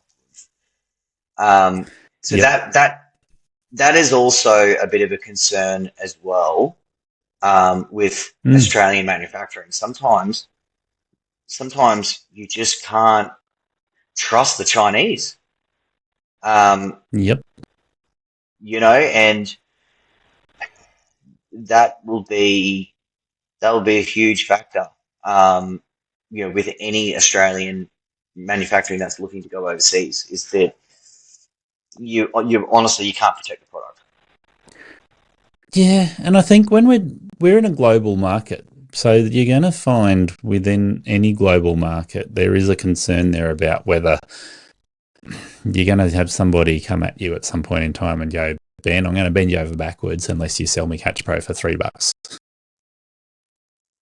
Yeah, I mean, I don't know. I don't know even know how to really respond to it. I mean, like I used to worry all the time about people stealing your product or Yeah. people competing and stuff. And it's like I tell lawnmower contractors all over Australia when they say like, oh, someone's moved into our area, or you've got a retired guy that's working for $25 an hour pulling weeds, and how do you compete with that? Yep. And the way that I've always given advice for that is just do you. Like, don't worry about them. Stop worrying about them. Just you Yeah. go out and like for a couple of years with Catch Pro, I wasn't really taking that advice and applying it to my own situations. And it is a bit Yeah. different. It's not the same as mowing a lawn. Yeah. If someone took the Catch Pro from me, it it hits on so many levels. Like it just Yeah. emotionally, it just on so many levels. But Mm. I've done a really good job, especially in the last 24 months, and probably being distant from social media or more distant has helped me out a lot. It's just Yeah. like we just focus on our sales. Yep. Um, we just focus on like the the more money you spend on marketing, and the more you get your product out there. Like that's what Corey always tells me. He's like, just work harder and just beat them with marketing. That's all he ever says to me is just work harder than them. So Yeah. that's kind of what I've done. There are certain situations like if you look at the Whipper Gripper for example, we believe that it is the best trimmer handle in the world. Yeah. So it it's just so much better than the original concept. That's Yep. what we believe. And if someone was to copy that exact design, that would probably hurt me pretty bad because Mm. we have the balls to take a great idea Yep. and just make it so much better for the user. And like, I mean, we sold 15 Whipper Grippers today. You know what I mean? Like Nice. it's Yeah.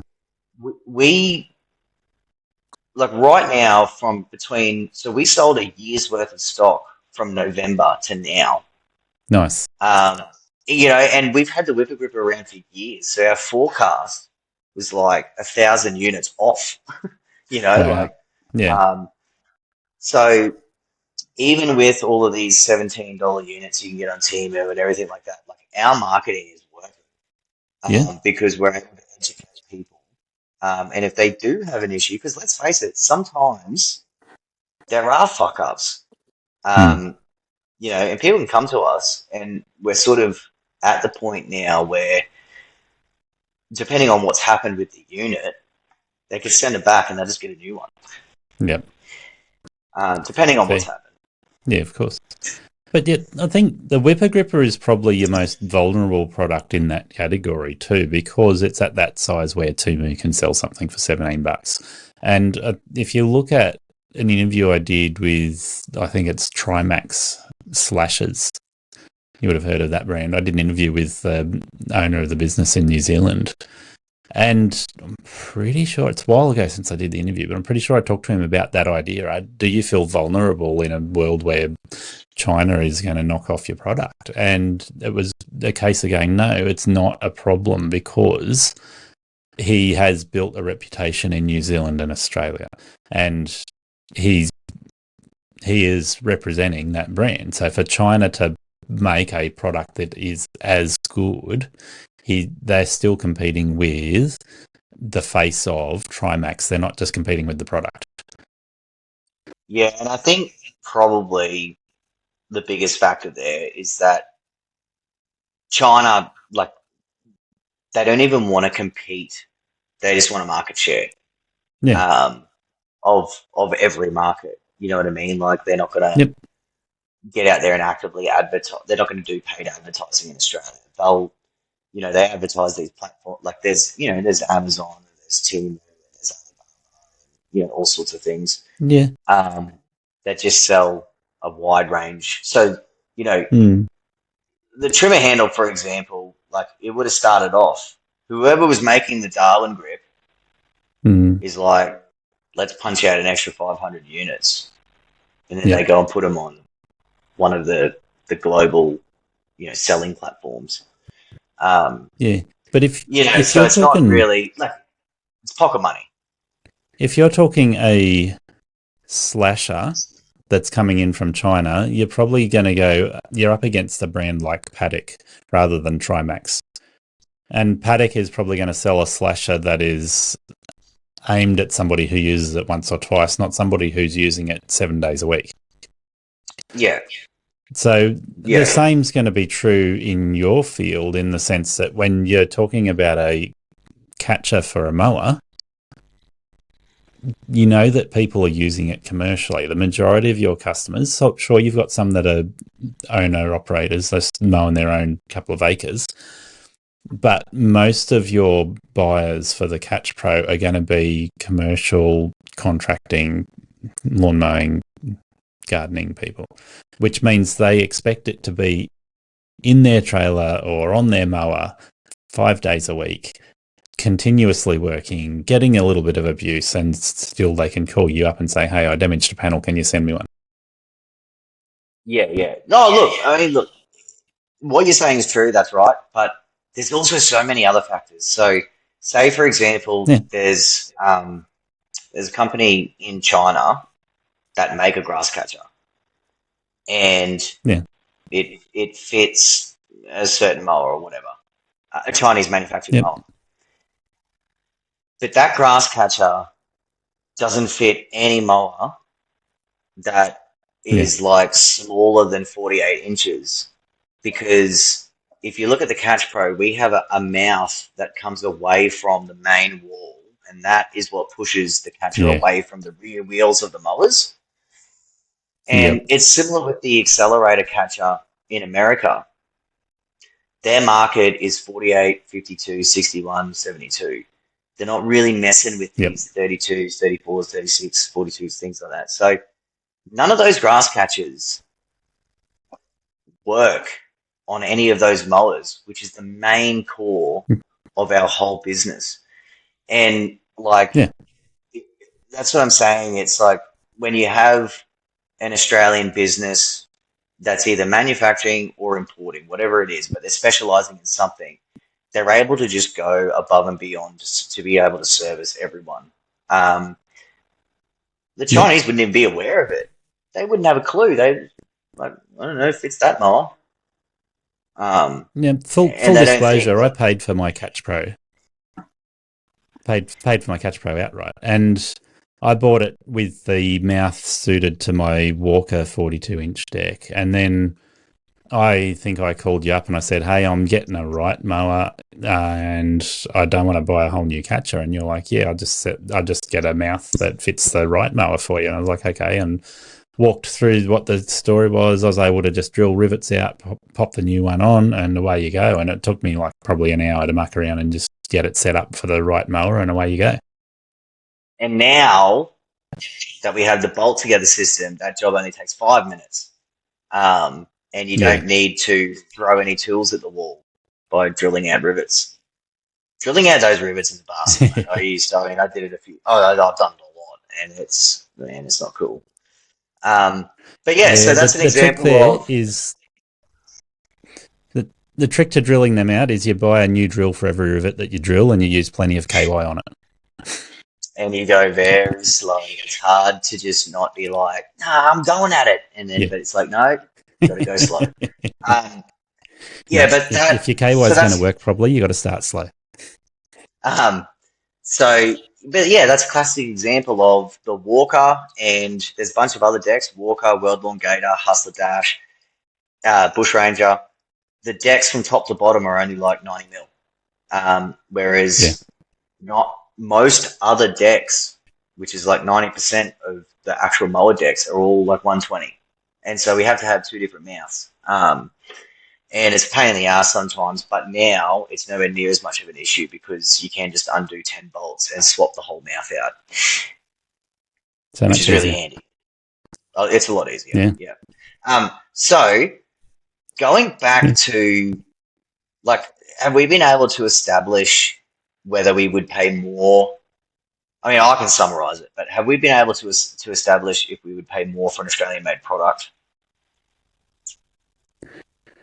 Well, I think what I'm establishing there is that when it comes to certain product categories, it's an easy answer. It's, of course, we're willing to pay more for the product because we know that the Australian made product is worth paying that extra for. And even to the point where you're talking like a $750 tool like a whippersnipper and going, well, I could get a $300 tool from China. I'm not interested, right? So some product categories, yes, definitely.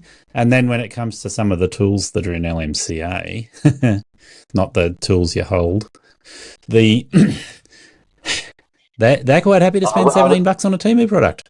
I wish you had one of those buttons right there, like the buttons. Anyway, sorry, cut you off. Yep, I used to. I could push a button, but I don't know what it's going to do, so I'll refrain. Um, yeah. So, all right. Can I do a little? Can I run a little quiz or like Yeah. a little? Can I take over the show for a second? Okay. So Yep. I'm gonna name a product or a product category, and you're gonna name the country that you would prefer the like that you would buy from. So Yep. so a zero turn mower. USA. Okay. A whippersnipper. Europe. Okay, but I'm just gonna cut in. Um, Yep. Obviously, there'll be certain, like, you'll have maybe a favorite brand that manufactures in a certain country, but maybe we should just keep it as like a majority. So like, I know you chose Europe, that's fine. Yeah. I accept that answer. But Yeah. um, there's a bunch of great machines that are also made in Japan, and it doesn't have to be your Yeah. favorite one. It's just like if there's a Of whole course. group of them. Yeah. Yep. All right. Yep. Let's go self-propelled mower. Well, Japan's the obvious one, but then if you go outside of the Honda, and actually they probably made in Malaysia now, I think. Yeah. As um, soon as I said it, I immediately was like, do they like aren't they all in China now? Or not? Honda and Well, yeah, maybe. So let's take another example, right? So the Like that self-propelled Toro, mower. that Toro, that sorry to cut in, but one of those Yeah, Toros, it, we need to do some research. Is one of those Toros made in China as well? Yeah, there's like the Turf Master you're and the talking the Time Master. 30-inch. Yeah, like I wonder if we don't can even Google bother. it. I can't be bothered, but I'll can you use the Google machine and answer questions at the same time? Yeah, I'm looking it up. Okay, So Toro Time that's a Master. no. I've got the answer. The Toro Time Yep. Master is made in Bloomington, Minnesota, USA. Okay, cool. Can you do one more Honda? Like just pick a Honda model. Okay, so HRU Like 216 and assembled in Australia. Wow. That doesn't mean it's made and here, where's but it? it's assembled in Australia. Yeah, I mean that gives you some confidence, knowing that at least it's going to be put together properly. But where's the original No, manufacturing? it doesn't. It's got to It doesn't because it says it's made in Mexico, Australia. So it's down in Victoria. Do you really trust the Victorians to assemble it? be. All right. Nah, So, good stuff. did you want to make some suggestions, some product suggestions to me? Well, I think of some more for you. All right, so battery powered versus petrol powered. So we're talking a self propelled mower or a whippersnipper. You can choose a battery powered one or a petrol powered one. The petrol powered one, let's just clear that up. The two that we looked at, one's made in the USA, one's assembled in Australia. But if it's the battery powered one, it's not going to be made in the USA or Australia, is it?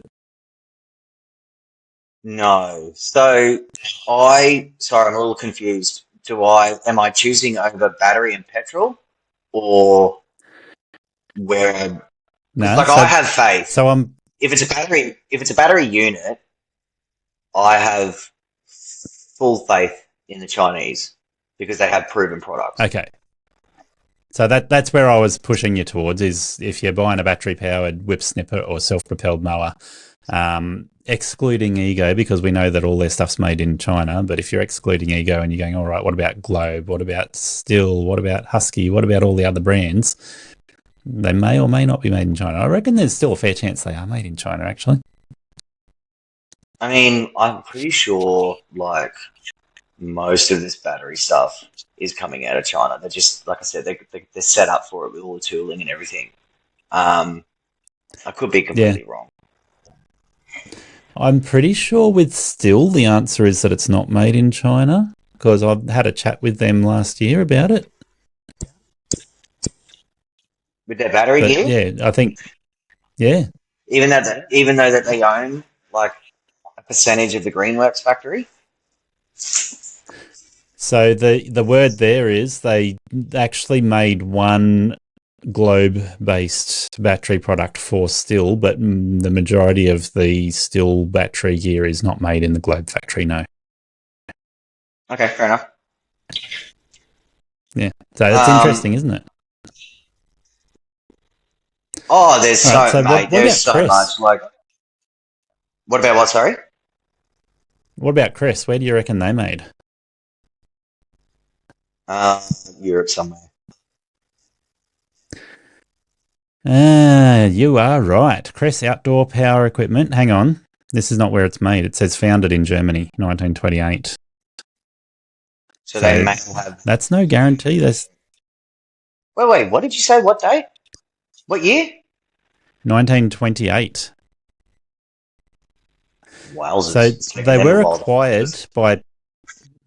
by Positech in 2017. So that's where we've seen them come around is after 2017, and it's well after 2017 by the time they got here. So global manufacturing with Positech, which means even though they've got German heritage, they could be made in China. Yeah. Okay. Good question. Um. Don't know. Okay. So, uh, what about your mini excavators? Japan, almost Japan. certainly. Yeah. Any brand, pick a brand. Right. I would say that there's high likelihood they're made in Japan.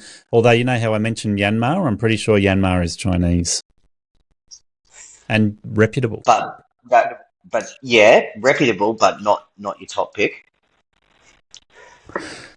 Well, actually, it was my top pick. When I went shopping for that excavator, I was looking for a Yanmar because I thought I would pick up a good quality Yanmar at a competitive price. I didn't end up doing that. I actually had a guy in Victoria, a diesel mechanic, go and test a Yanmar machine for me, and he told me don't touch it. And so I ended up with a Hitachi instead. That was close. And what about lawnmower bar blades? Ooh, there's some Australian made This ones. one's So the this one's going to be interesting. Sorry to butt in on your answer, Will. I'll let no, you break that down go in a for it. minute. But this one's super interesting, and like I probably can give listeners a little bit of insight here, Yeah, because there's there's way more mold blades than what people think made in China, and there's good ones and there's yeah, bad ones. And yep, then there's also all of these different specs, which some machines, like you really have to stick to that spec, because you can't have this big yeah. chunky old mold blade on like a Rover or something. But I'll let you answer Yeah. first, and then I might try and just do a little bit of inside stuff. So um, you Yeah, well, you go you're going to first. have to pull me on this one. You're going to have to pull my thought on this because I'm going to say that primarily I'm buying blades that come from the US. Yeah, but what's your preference, So, or what is, like, if you might not be educated, but you could still say, what you think or what your preference is. yeah. So, depending on the machine, so when I had a Walker, it was Walker branded blades. It was not like there was not an alternative. With the right, I would either stick with the genuine right blades or I run the Ballard blades. And I think that it's neither here nor there in terms of the quality difference between the two. So right blades or Ballard blades, I'm happy with. There are a couple of other options I've considered, but I've heard several people say just stick with the right blades and they work the best. So those are the picks for So me, and I'm guessing US made. yeah, so like Walker blades, all of the OEM factories will all have American made blades. And what's Yep. funny is my answer is would also be America, and I wouldn't recommend anyone buying any old China blade. But our whole Yeah. Ballard range is made in China. And I'm There not you go. speaking down on that brand at all, because Corey, he developed No. those blades. He knows exactly what he's doing, which is Yeah. completely different to buying a blade from a Chinese manufacturer. Um, Mm. and Yeah. it doesn't have anything to do with consistency or spec or anything like that, but it's strictly the materials used Yeah. on a generic So it's China kind of on a like buying an generic China iPhone. blade. Kind of like Um, buying an iPhone. If you buy a genuine iPhone, it's still made in China, but you know the quality's there. If you buy a knockoff iPhone, yeah, it's made in China. Is the quality there? No.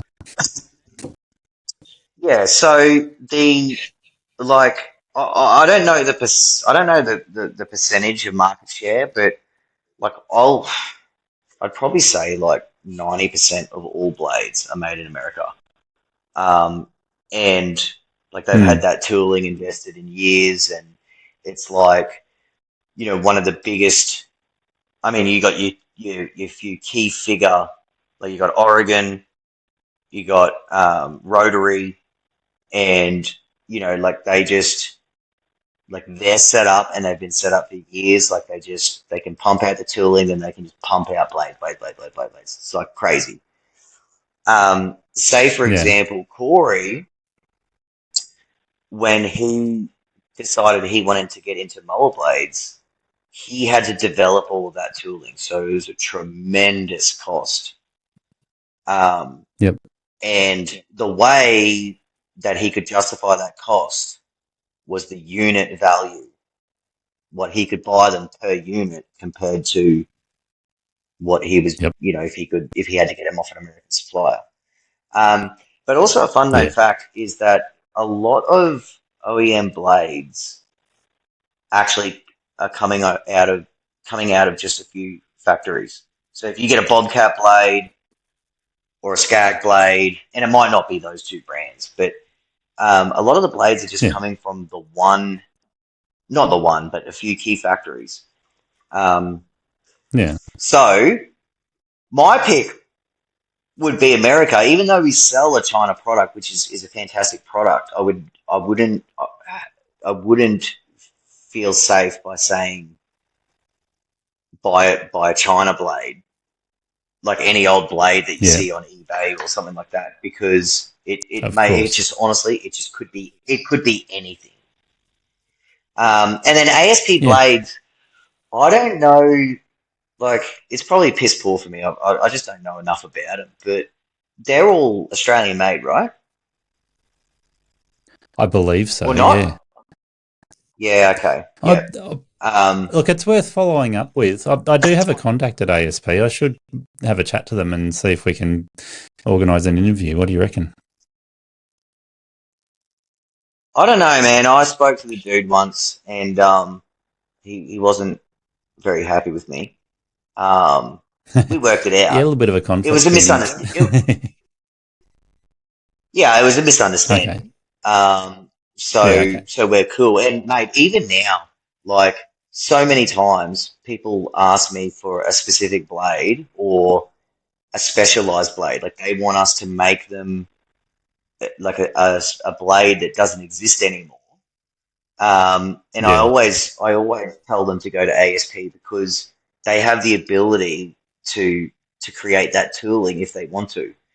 Um, Yeah, fair enough. so the whilst we compete on a certain level, um, ASP just they like I should have done my research. I should know more, but they make way more specialty stuff. So like they'll do like slasher blades, and their product range is Yeah. way bigger than ours. We really are just focusing on like your top 10 zero turn mower brands, and most of the time it's the ones that all cross over. So like a Yep. 16.5 blade works on, a, a, a right, a skag, a this, a that, a hustler.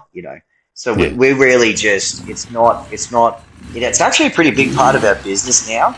I've got a quick shout out to our sponsor, Sortscape, at sortscape.com/lawnstars. Job management built specifically for lawn mowing and garden maintenance. If you're still running your business off a paper diary or a basic calendar, Sortscape gives you the stuff they can't. Drag and drop scheduling, route optimization, automatic customer text and email reminders, plus job timers, so you can track time on site and cut the after hours paperwork.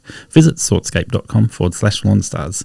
It also keeps your crew organised with customer history, notes and photos right in the app, so you're not relying on memory or pretty sure we did that last time. Visit sortscape.com/lawnstars. We're not like ASP where we're actually just specializing in all mower blades. So, Yeah. um, So yeah. have you thought about stocking the Kavli blades? Look, I thought about it. I just don't know whether, like, I understand there's a market for them because they're in business. And I see them Yeah. on Facebook, and I've been pretty impressed. Like, um, Hmm. I just think it's kind of not that it's that much of a problem. What's I that? just think it's too niche for me. That's all. Like, It you definitely is really, niche, but it's niche, which I don't have a problem with. Catch Pro is niche. Like our whole Catch Pro yeah, store is niche. And I've yeah. built a whole business of being niche, so I don't really have a problem with that. It's just that it's like niche, and then you got that subcategory which is even more niche. You know what I mean? Like you But really, you know that your market demographics for Kavli is Nanks, right? Outside of Nanks, they don't have a market. So if you sell them to Nanks, you've got a market. Yeah, I mean, no, from what I understand, it's a specialty blade for overgrown lawns. Um, Yeah, am I definitely. correct there? Yeah. Yeah, that's it. Um, That's what they're made for. So they're made so they pick up the overgrown grass when it lays flat in a mat. They pick it up and they mulch it up and they do a really good job of it. yeah, so I believe, I can't remember if it was them or if it was another contract that shared a video. So they sent some blades over to America, and they had Okay. some dude in, I don't know if he was in Texas or wherever he was, and he was doing a YouTube video. He's like, "Yeah, we got sent these blades, or we bought these blades, whatever." And he goes and Hmm. starts mowing, and he just starts, shit talking them and saying like, "I don't know what, nothing special about these, rah rah." But they were being Yeah. used in completely the wrong application, and Yeah. I believe I commented um, and said, this is why social media can be really unfair because you got potentially hundreds of people that are Yeah. looking at a product that's getting a bad product review and it's just not being used the right way. Yeah. And then, funny enough, Cavli responded and said, like I respect that comment so much, rudder, rudder, rudder. So, once again, it's Yeah. this thing. Like even though we compete for a certain market, um, Yeah. someone happened to ask me, like what is look, if someone came to me and said, "Hey, what's the best blade that you have for slashing?" I will recommend one of our Hmm. blades. But if Yeah. we don't Of have course. that blade, if we don't have that blade, then I'll happily move them somewhere else. Yeah, for sure. Yeah, but so there are some Australian-made blades, but I'm going to do a backstep here, Ben. There's a brand that we have already mentioned. Where do you reckon Greenworks is made? China. You'd be only partly right. Okay. So they have production facilities in Chengzhou in China and in Vietnam and hmm Tennessee, USA. So yeah, they are now an American manufacturing company too. So, are you able to see when that plant opened up in Tennessee? No, 2023. Okay. Because, mate, these tariffs are just fucking everyone in America. Yeah. And so So no you doubt may that was their see, goal, right? um, yeah, it's their main goal. I mean, I think, like, I understand it. I don't think it makes any sense for a country like Australia to do anything similar because, like I said, No. you know, the Australian dream in some ways can be to start up some sort of e-commerce business and have a product from China that you can mark up, customize, market, sell, Yeah. and build a really great life. I mean, just so many like baby products and car products, and there's so many Australians doing it. And we Yeah. really hammer down on this Chinese manufacturing, but there's just a lot of great Australians behind some of these products that are, that and they're being successful because they're just capitalizing on cheap labor, Yep. which is really smart. Yeah.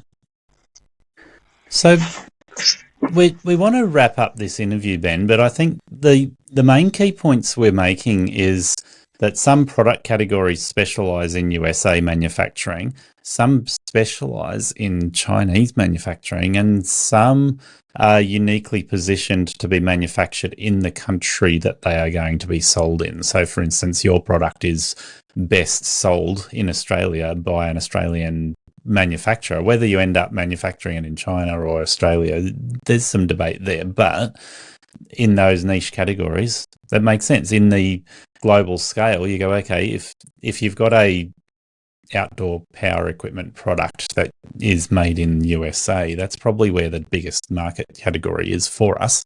But then when you go, swinging a fairly hard left at the moment, we've been doing it since 2018, but the more and more power tools are made with batteries instead of petrol engines, that seems like China's the dominant player in that market. Absolutely. And I think one thing, that was a great summary, by the way. Like, I think you made it, if anyone was confused during this episode, that summarized it really well. Something that we didn't really touch on, though, was products that China does actually specialize in. And it's not like it's a lot, but like, let's say you speed feed heads and things like that, for example.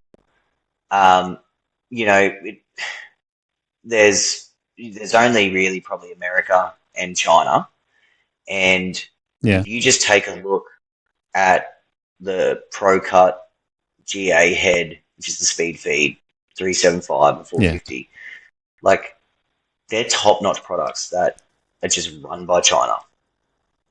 You know what I mean? Like, you wouldn't, if you're an Australian, like PLP, Bushranger, RGS, whatever you want to call them, they're not going to invest that $100,000 into making a 3-piece mold to sell bump feed heads when they can buy it for X amount of dollars over there. So fair enough. But you see all of these, like, if you go on any of those platforms, man, you could pick, like, there's like 100 different types of bump feed heads. And most of the generic ones are just pieces of shit. Yeah, I agree. Can we just blow that category up for a minute? So the good spot to finish the interview, but the speed feed heads I've used, and I'm pretty sure I've got a ProCut sitting there. Like you say, there are some absolutely trashy ones around, but I've moved away from speed feeds in general for that reason, that there's just a lot of trash out there. The biggest problem I find with speed feeds, and I think, you said it right, like, if you have the ProCut, it's top class. But I find so many of them just don't run as smooth as the genuine head that comes with the trimmer. So if you talk and say a Husky trimmer, it's what I've been using predominantly at the moment. The genuine head that comes with it has less vibrations. It runs smoother. It tracks true.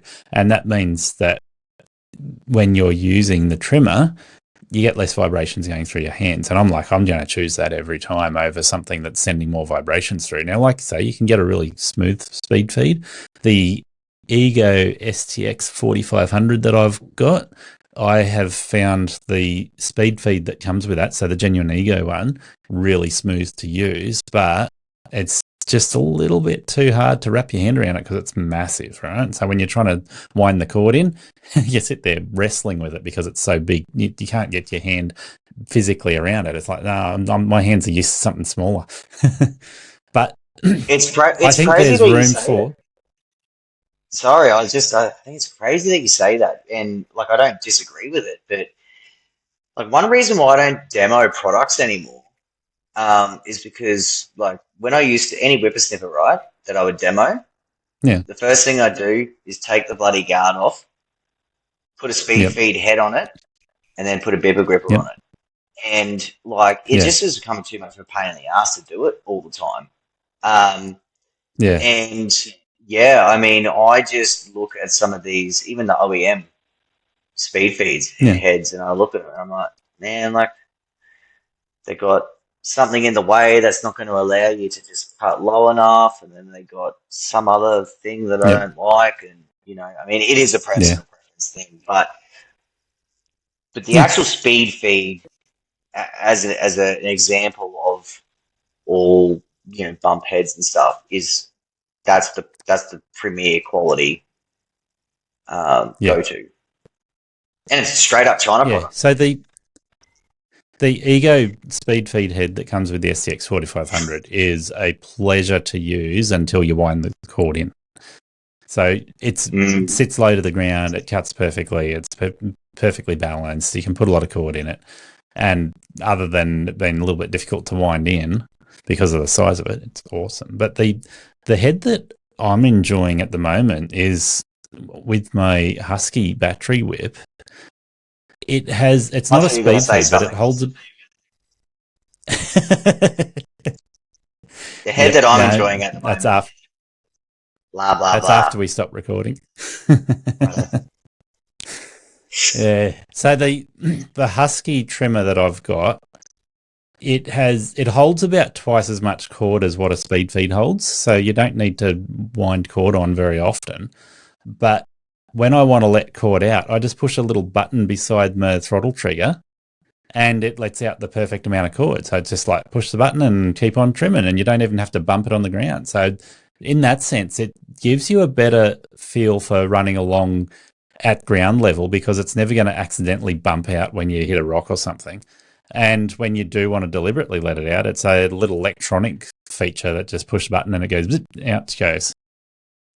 Yeah, mate, I love stuff like I'm a gadget whore these days, and like that what Yeah, you're talking about there, and then the ego bloody button thing yeah, that for anyone who's not watching, I'm sorry, the button auto feed, um, mate, that stuff is just bloody brilliant. Like that, those things are game changers, I reckon. In fact, I got yeah, a cousin, right? He's much older than me, and he has an ego. He doesn't know anything about power equipment, and like he bought an ego. I told him to get an ego battery, and he's got the button auto feed thing, yeah, and he had it for a couple of years, and he had some issue, and I said, oh, maybe you should upgrade your snipper, get a commercial one. And he was having a look at his options, and it didn't have the auto feed, and he's just yeah. like, I'm not considering anything that doesn't have this. Like there was just no, Because it's a game like, changer. you just couldn't say anything to him that would make him. He's just like, nah, I love this, and I'm not changing ever. Yeah. Yeah. So Well, when Barry first talked to me about that, he said it with a smirk on his face because he obviously knew that once people get it, they're hooked like they're on crack. It's mate, game changer. it should be something like that they put on every single one of their machines. Because they Yeah. don't, right? They don't put it on. I I believe they were bringing out a commercial version of it. So I don't know because I haven't talked to Barry's replacement, and I don't know what the story is with Ego at this point in time. But I believe they were bringing out a commercial version of the auto feed. They need to, and then they need to make sure that they patent that and keep on top of it because that is Oh yeah, something like that. As soon as that patent runs out, man, someone's going to snap that up. That is, I absolutely love that. It's cool. yeah. I think the more battery products that we see on the market, the more innovation we're going to see like that. It's just every battery product allows for innovation that you can't get with a petrol product. So Absolutely, yeah, yeah. yeah. No, well, watch this space. Watch this space. We'll see if Ego can send me one to try out when they've got their commercial one ready. I just haven't even, honestly, since Baz left, I just haven't seen them. I haven't thought about them. It's just, Yeah, yeah, it's crazy. It's crazy how they've I know, been I know, quiet. I know you want to go and we'll wrap this up, but it's All good. crazy how people like you and me and BJ and Luke to a certain degree and just key figures of the industry. It's funny Yeah. how we are going to outlast other key figureheads. Like Yep. it's was crazy to think that like we all worked with Baz and then Yeah. all of a sudden he's gone. Same with Yeah. like, not that he was that prominent, but like Pete Jameson over at Cox, like he was the Yeah. first person to bring me in. Yeah. Now he's gone. He's in a different industry. Rob Yeah. Shearer and BJ, all of that Yeah. stuff, and like they haven't talked in like however long. Like it's just crazy that like Yeah. we're going to outlast everyone in the industry. Yeah. Well, I mean, you and I have got another 10, 20 years of working life left, right? A lot of change in Mate, that I time. just I just remortgaged, so I've got a 26-year run left in me. Mate, I I need can't it wait to to see last. what I the new need it. Catch Pro is going to look like. We actually have it. We're gonna have a new one out this year. Okay. So yeah, we're not going to change. We're just trying to get some weight out of it.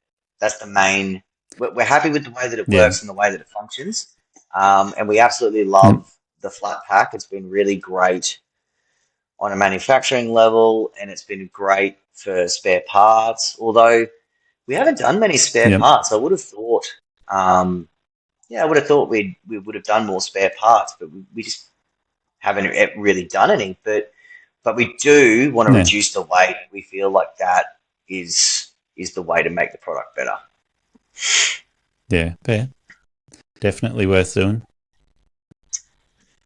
Yeah, but in Awesome. All 26 right. years' time, it's going to be interesting product. I might be dead by then, mate. Who knows? We might be It's lazy. been We'll, good to we'll be talk to you, lazy. Ben. We'll be laser. We'll be laser cutting our lawns then. Did you see the laser tree surgeon? No, I've seen some dude made a laser and was cutting his lawn, and yeah, it's pretty dodgy at this Yep. stage. Yeah, but even the videos I've seen of people using lasers to cut limbs off trees, I'm like, that's going to go so wrong. Like they're going to miss the limb and shoot an aeroplane out of the sky, or who knows what. Mate, you never know. We might not even have grass then. The world's the world could be coming to an end. I heard we're running out Yeah, of well, fuel. Is that true? Is that true, guys? We're running out of fuel?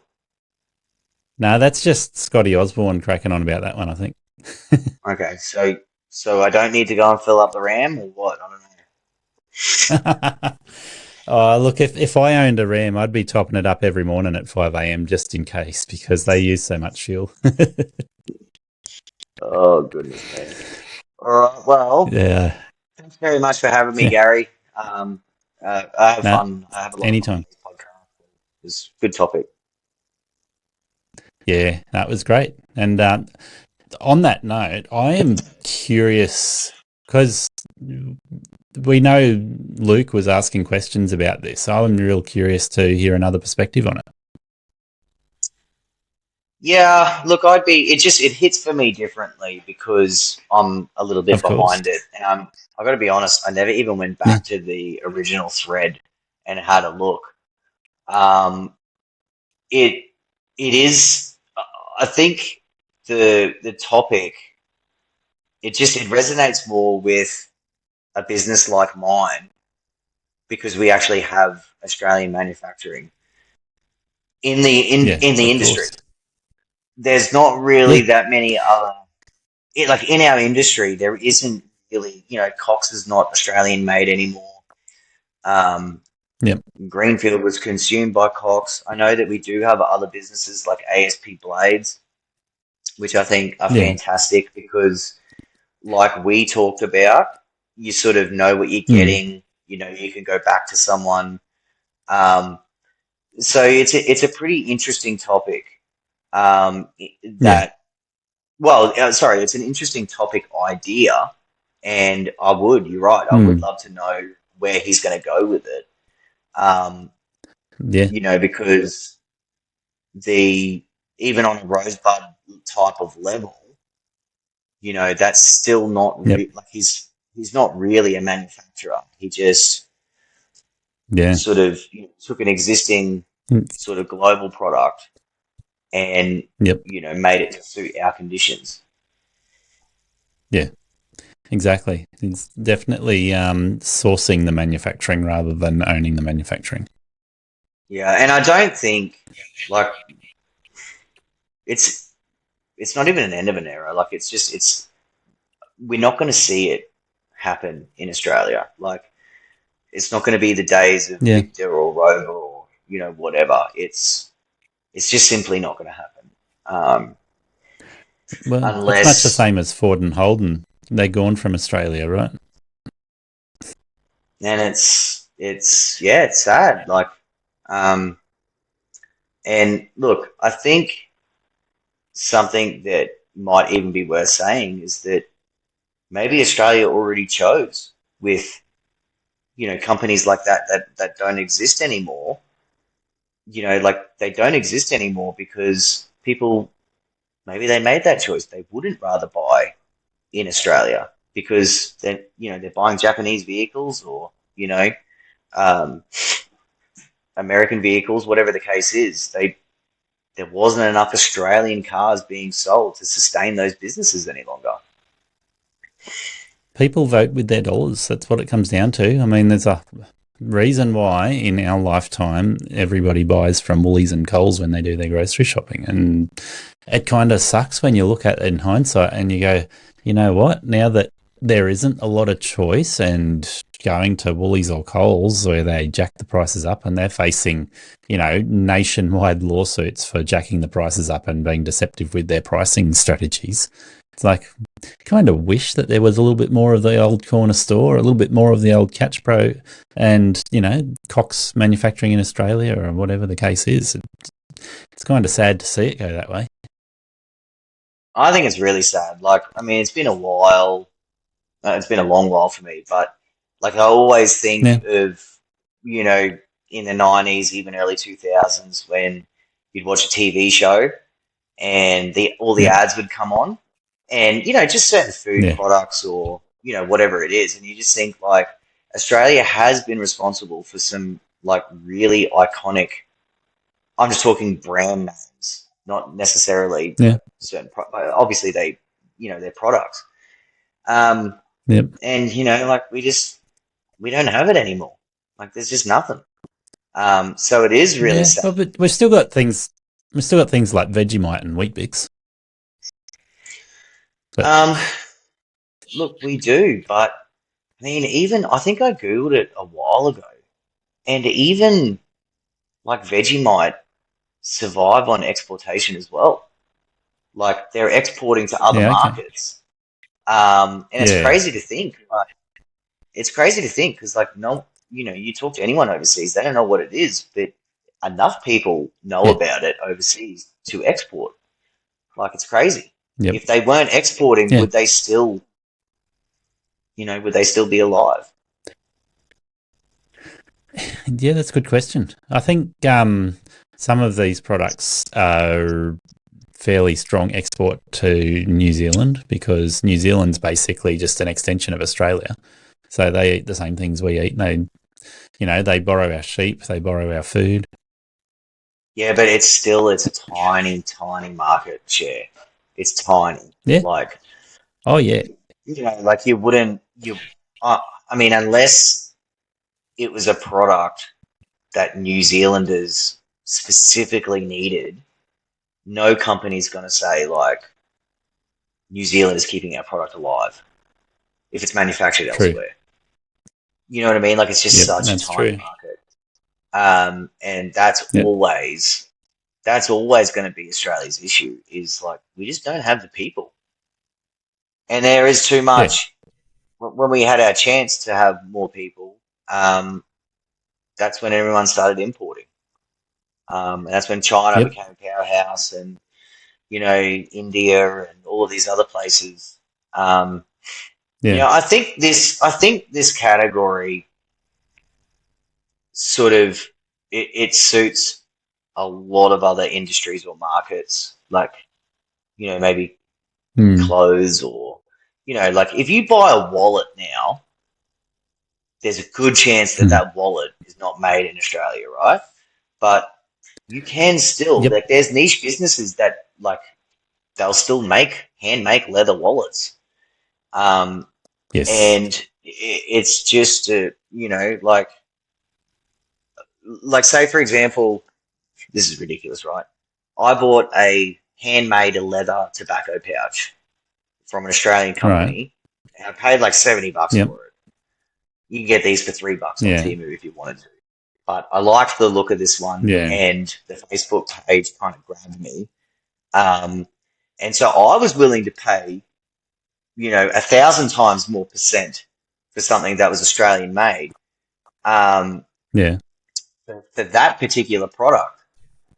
But Yeah. like just I don't know whether we'll ever really get the answer.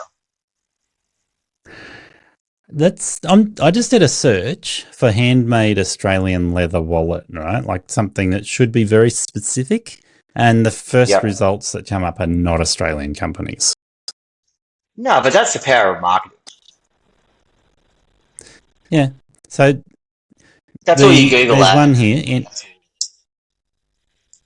yeah. So there's one here that says Anvil Hide Leatherworks, and it looks like it's actually an Australian company, but it's not even a .com.au. And JLP Melbourne, that one looks like it might be actually made in Australia. Yeah, But but it's all niche stuff. I know. Yeah, it is. It's definitely a niche market, isn't it? Anything leather handmade these days. I mean, these days, especially if it's genuine leather, like the synthetic, like all of my kids and their horsey stuff. You Yep. can pay like $5,000 for a leather handmade saddle, or you could buy Yeah.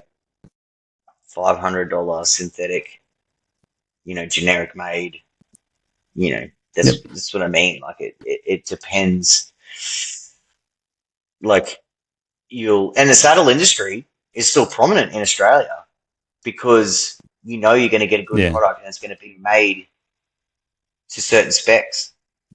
Um, Yeah. whereas this other stuff that's mass produced could be for any market. But when you start looking at products like leather-made products, RM Williams comes to mind, and then Akubra, they're both well-known Australian brands that don't do all of their manufacturing in Australia necessarily. Yeah, I mean, if you take a brand like a Cobra for an example, right? And I've been known to buy a Cobra or two. Um, Yeah, me too. and I love the history of the brand, so that's like I just love those old school brands, right? So I love that. Yeah, I've got other hats that Thomas Cook, they have all theirs in China, and there's so many other Ringers Western, all that stuff. Like none of it's made here. Where a yeah, Cobra, and I think a Cobra is like I'm not going to say it's overpriced, but it's bloody expensive, right? oh yeah, Buy you don't just buy them for fun. But where yes, they get it right is just the certain features with the styling, and then you get yeah, little you get little eyelets for air ventilation, and you get a leather band yep, because they stick. That makes the hat stick to your head, and you know what I mean. Like it's very yeah, similar to Catch Pro, where we've taken the Whipper Gripper and we're like, well, look, people want to pull them out here, and then they thrash this out, and this is what fucks out here, right, right. And it's very similar to a Cobra. They're like you put a hat on your yeah, head to block the sun and to look good. yep, What other ways can we make this hat way better for the person that's buying it? And they're able to do that. If you buy a yeah, $100 hat from China, it's going to be hotter on your head. It's going to have a very generic shape. The yeah, material will get sun bleached. It'll be, you know what I mean? Like it's just those things. yep, yeah. Yeah. And I've just searched for it. Akubra is still claiming to be completely Australian made. They're made locally for me, like Kempsey is only a couple of hours up north of from me. So Yeah, yeah, that's that all. I That's know all RM. true. I think who bought it? I can't remember. Some bloody billionaire Pretty bought sure it. RM Williams bought it. Um, I think RM Williams wasn't that bought by wasn't a share bought by Gina Reinhardt or something? No, doesn't matter. Probably. We don't need to get into it. I'm not sure. Yeah, I'm pretty sure, Yeah. or it might have been Dry's buying. But I'm pretty sure it was bought by like big time millionaire just to keep the manufacturing in Australia. Yeah. Well, But not, I but think, also don't.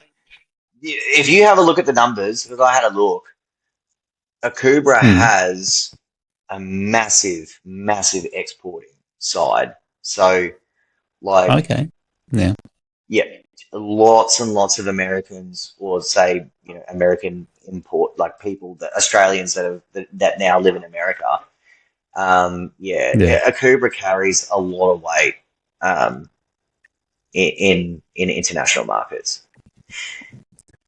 Yeah.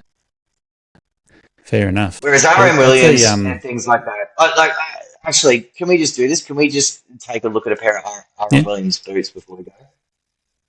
Yeah. I've got to be honest, I ain't paying $650 for a pair of boots. Yeah. I've never considered And paying $650 for a pair of boots. so that's what a pair of RM Williams will cost you these days. And I'm a boot guy too. Like I got heaps of boots. I'll Yeah. wear just boots and jeans when we go out for dinner. I wear boots to the Yep. paddock. I wear boots at work. Um, like I've got a bunch of different pair of boots. And mate, Yeah. I wouldn't buy so I understand why they cost that much, but it just doesn't Hmm. mean that much to me. Yeah. Yep. I don't have any reason to buy a pair of RM Williams. When I'm buying work boots, RM Williams are not ticking the box for me. And when I'm buying boots No, for I mean going out, no. well, that's what they are now. They're a dress boot. Like they're not Yeah. they're not a Predominant. riding boot. Like Yeah. they're like a cowboy's not going to wear them. Um, Yeah. Someone on a motorcycle is not going to wear them either. They're Nope. these days they're for weddings and doctors and lawyers and office. It's an office boot these days. And Yeah. I mean, I shouldn't disrespect an Australian product like this, but it's kind of a cockswing. Like if you can Hmm. afford a pair of RM Williams, you're probably doing pretty well. You know Yep. what I mean? Like, but for me, Yeah. I just know. I mean, I'll still spend money. I mean, I bought a pair of Yeah. paddock boots for like $300. Um, Yeah. for when I'm, just it's not like I ride the horse as much, but it allows me to have a paddock boot and be able to jump on a horse and not die in the stirrups by having a work boot on. Um, Yeah. so $300, yeah, you can call it, but 650, right? Yep. And It's even up there. they know it. You'll never see RM Williams boot commercial or Facebook advertising with them on a horse. Like that's just not what they are now. Yeah. And all of their products Yeah. are very That's expensive. Even their t-shirts are like, a t-shirt is like $100 or something. yeah. So it's not something you're buying for just everyday going working in the shed. No, mate. And I know if you ever end up with a pair of RM Williams boots, I know that you've either won some money or you've got a new contract or something. Nah, nah. I can't say I'd be rushing out to buy RM Williams even if I did. I'm just Maybe looking I'll at make their it my shirts mission. at the moment. So shirts, 159, 199, 169 for these are button-up shirts, but still. Yeah, I mean, look, I think they look like good quality. They look nice and fitted. Yeah. Um, all of their colours and styling are great, but it's and it's obviously working for them. They're in business. Um, Mm, it's just that the I don't know. It's not like I just think like the average Australian these days. I just think that we're in a time where like it's just not a priority to spend hundreds and hundreds and hundreds of dollars on an outfit. Um, No. I mean, I'm sure it happens everywhere. It's just that, Yeah. like you can get a t-shirt for a couple bucks that'll probably look and feel exactly the same. Yeah, I don't know. I'm looking at this one here, the Angus Brigalow shirt. It's like a royal blue. Looks like it's worth the actual $229 asking price, surely. Yeah, like I would probably buy that if I was like I don't have it in front of me, but like I might buy it to go to a wedding or a special occasion, and then you have it forever. But Yeah, if you're just a middle-aged person, you're like, I need a new button up. You're probably thinking yeah, like you're 100. Um, yeah. I'm not so on the dating and market. I don't need to impress somebody that much. so it's even if you look at dry as a bone, for Mm, example, like I really want, and man, I yeah, was pretty conflicted. So I bought one, $400, right? I was pretty yeah, conflicted. Like you can get like almost the same product for literally a quarter of the price. Um, yeah, and I purely went with Dry as a Bone because of brand recognition. Like it has decades and decades mm, of high quality reviews and respect from the Australians. Um, yeah.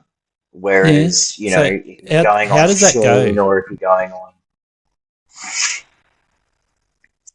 the Dry as a Like, Bone, if you buy a dryzer bone for working outdoors in wet weather, right? I don't have one.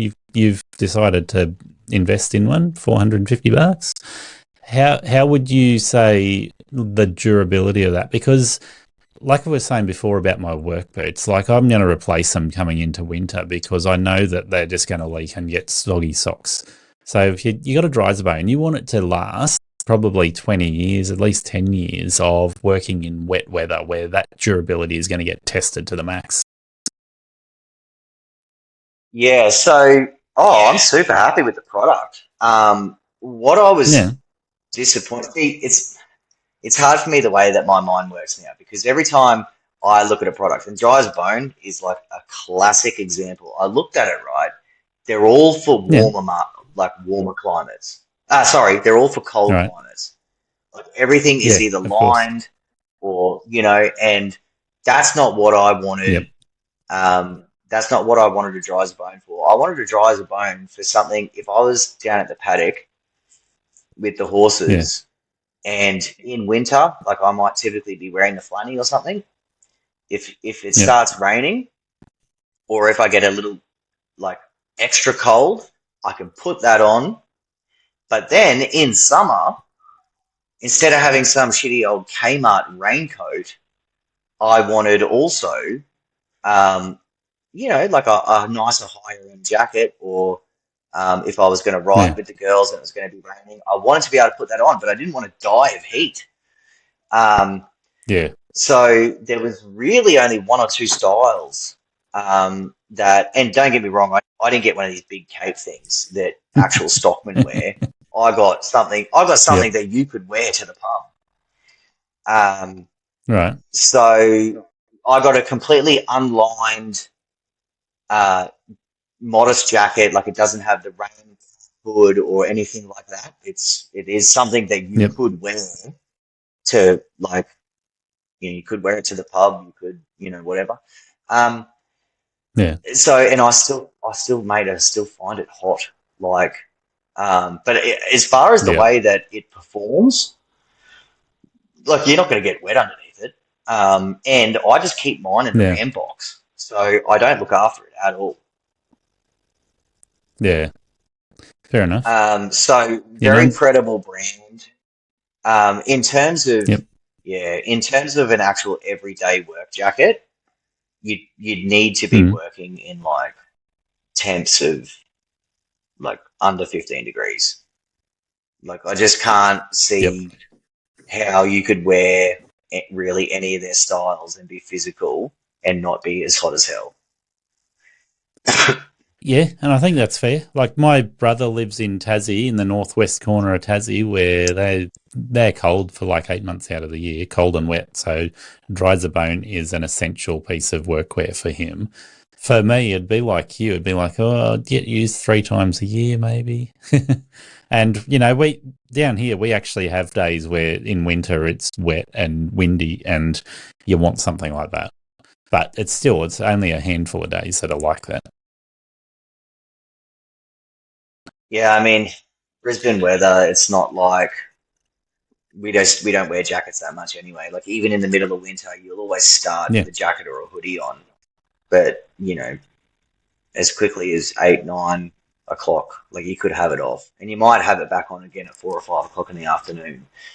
Yeah. And yeah, I mean, we certainly get enough rain to warrant a dry as a bone. But even if you have a look at the Dry as a Bone catalogue these days, you'll even see they're not marketing toward a tradies market at all. Like you have a look, they got trench coats for these business people that are walking in the cities to the bus stop. They can put a beautiful, trendy, fully waterproof jacket option on, and they're in reds and blues and, so it's not necessarily their original market of like the stockman jacket of, the ringer that's on the horse, bloody, going through the outback. It's, it's not really, that's not, and I would even love to see how many of those actual people would wear a dry as a bone. I've found their heritage collection. So the Bushman Heritage Coat, $500, and it is looking like what you're suggesting. Like it's minimal in terms of extra padding inside. It's more made for just keeping the rain off you sort of thing. But the interesting thing is, for a mere $120, you can buy a dry as a bone dog coat. Mate, that is one spoiled doggy. And if I didn't have 3 dogs, you never know. I might even get me dog one. I would feel sorry for a small dog wearing one of those things. It would weigh it down. I got a small dog now. Yeah. Everyone's heard that story about I bought a donkey, so my bloody wife bought a Cocker Spaniel. Lovely. It's supposed to be a support dog for one of my daughters, and it's like legitimately the worst support dog I've ever seen. Yeah, we got 2 lads, right, and they know the rules, like everything's cool. Yeah.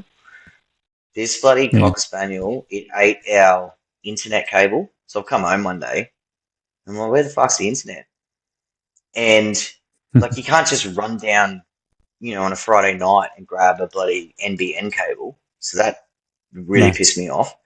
Then he ate our, we got this, it's one of those photo frame TVs, and he ate the main cable, and you have to order this thing online, and it has to be the actual, we ordered the wrong one, cost a couple $100, and man, it's just been the biggest stuff around ever.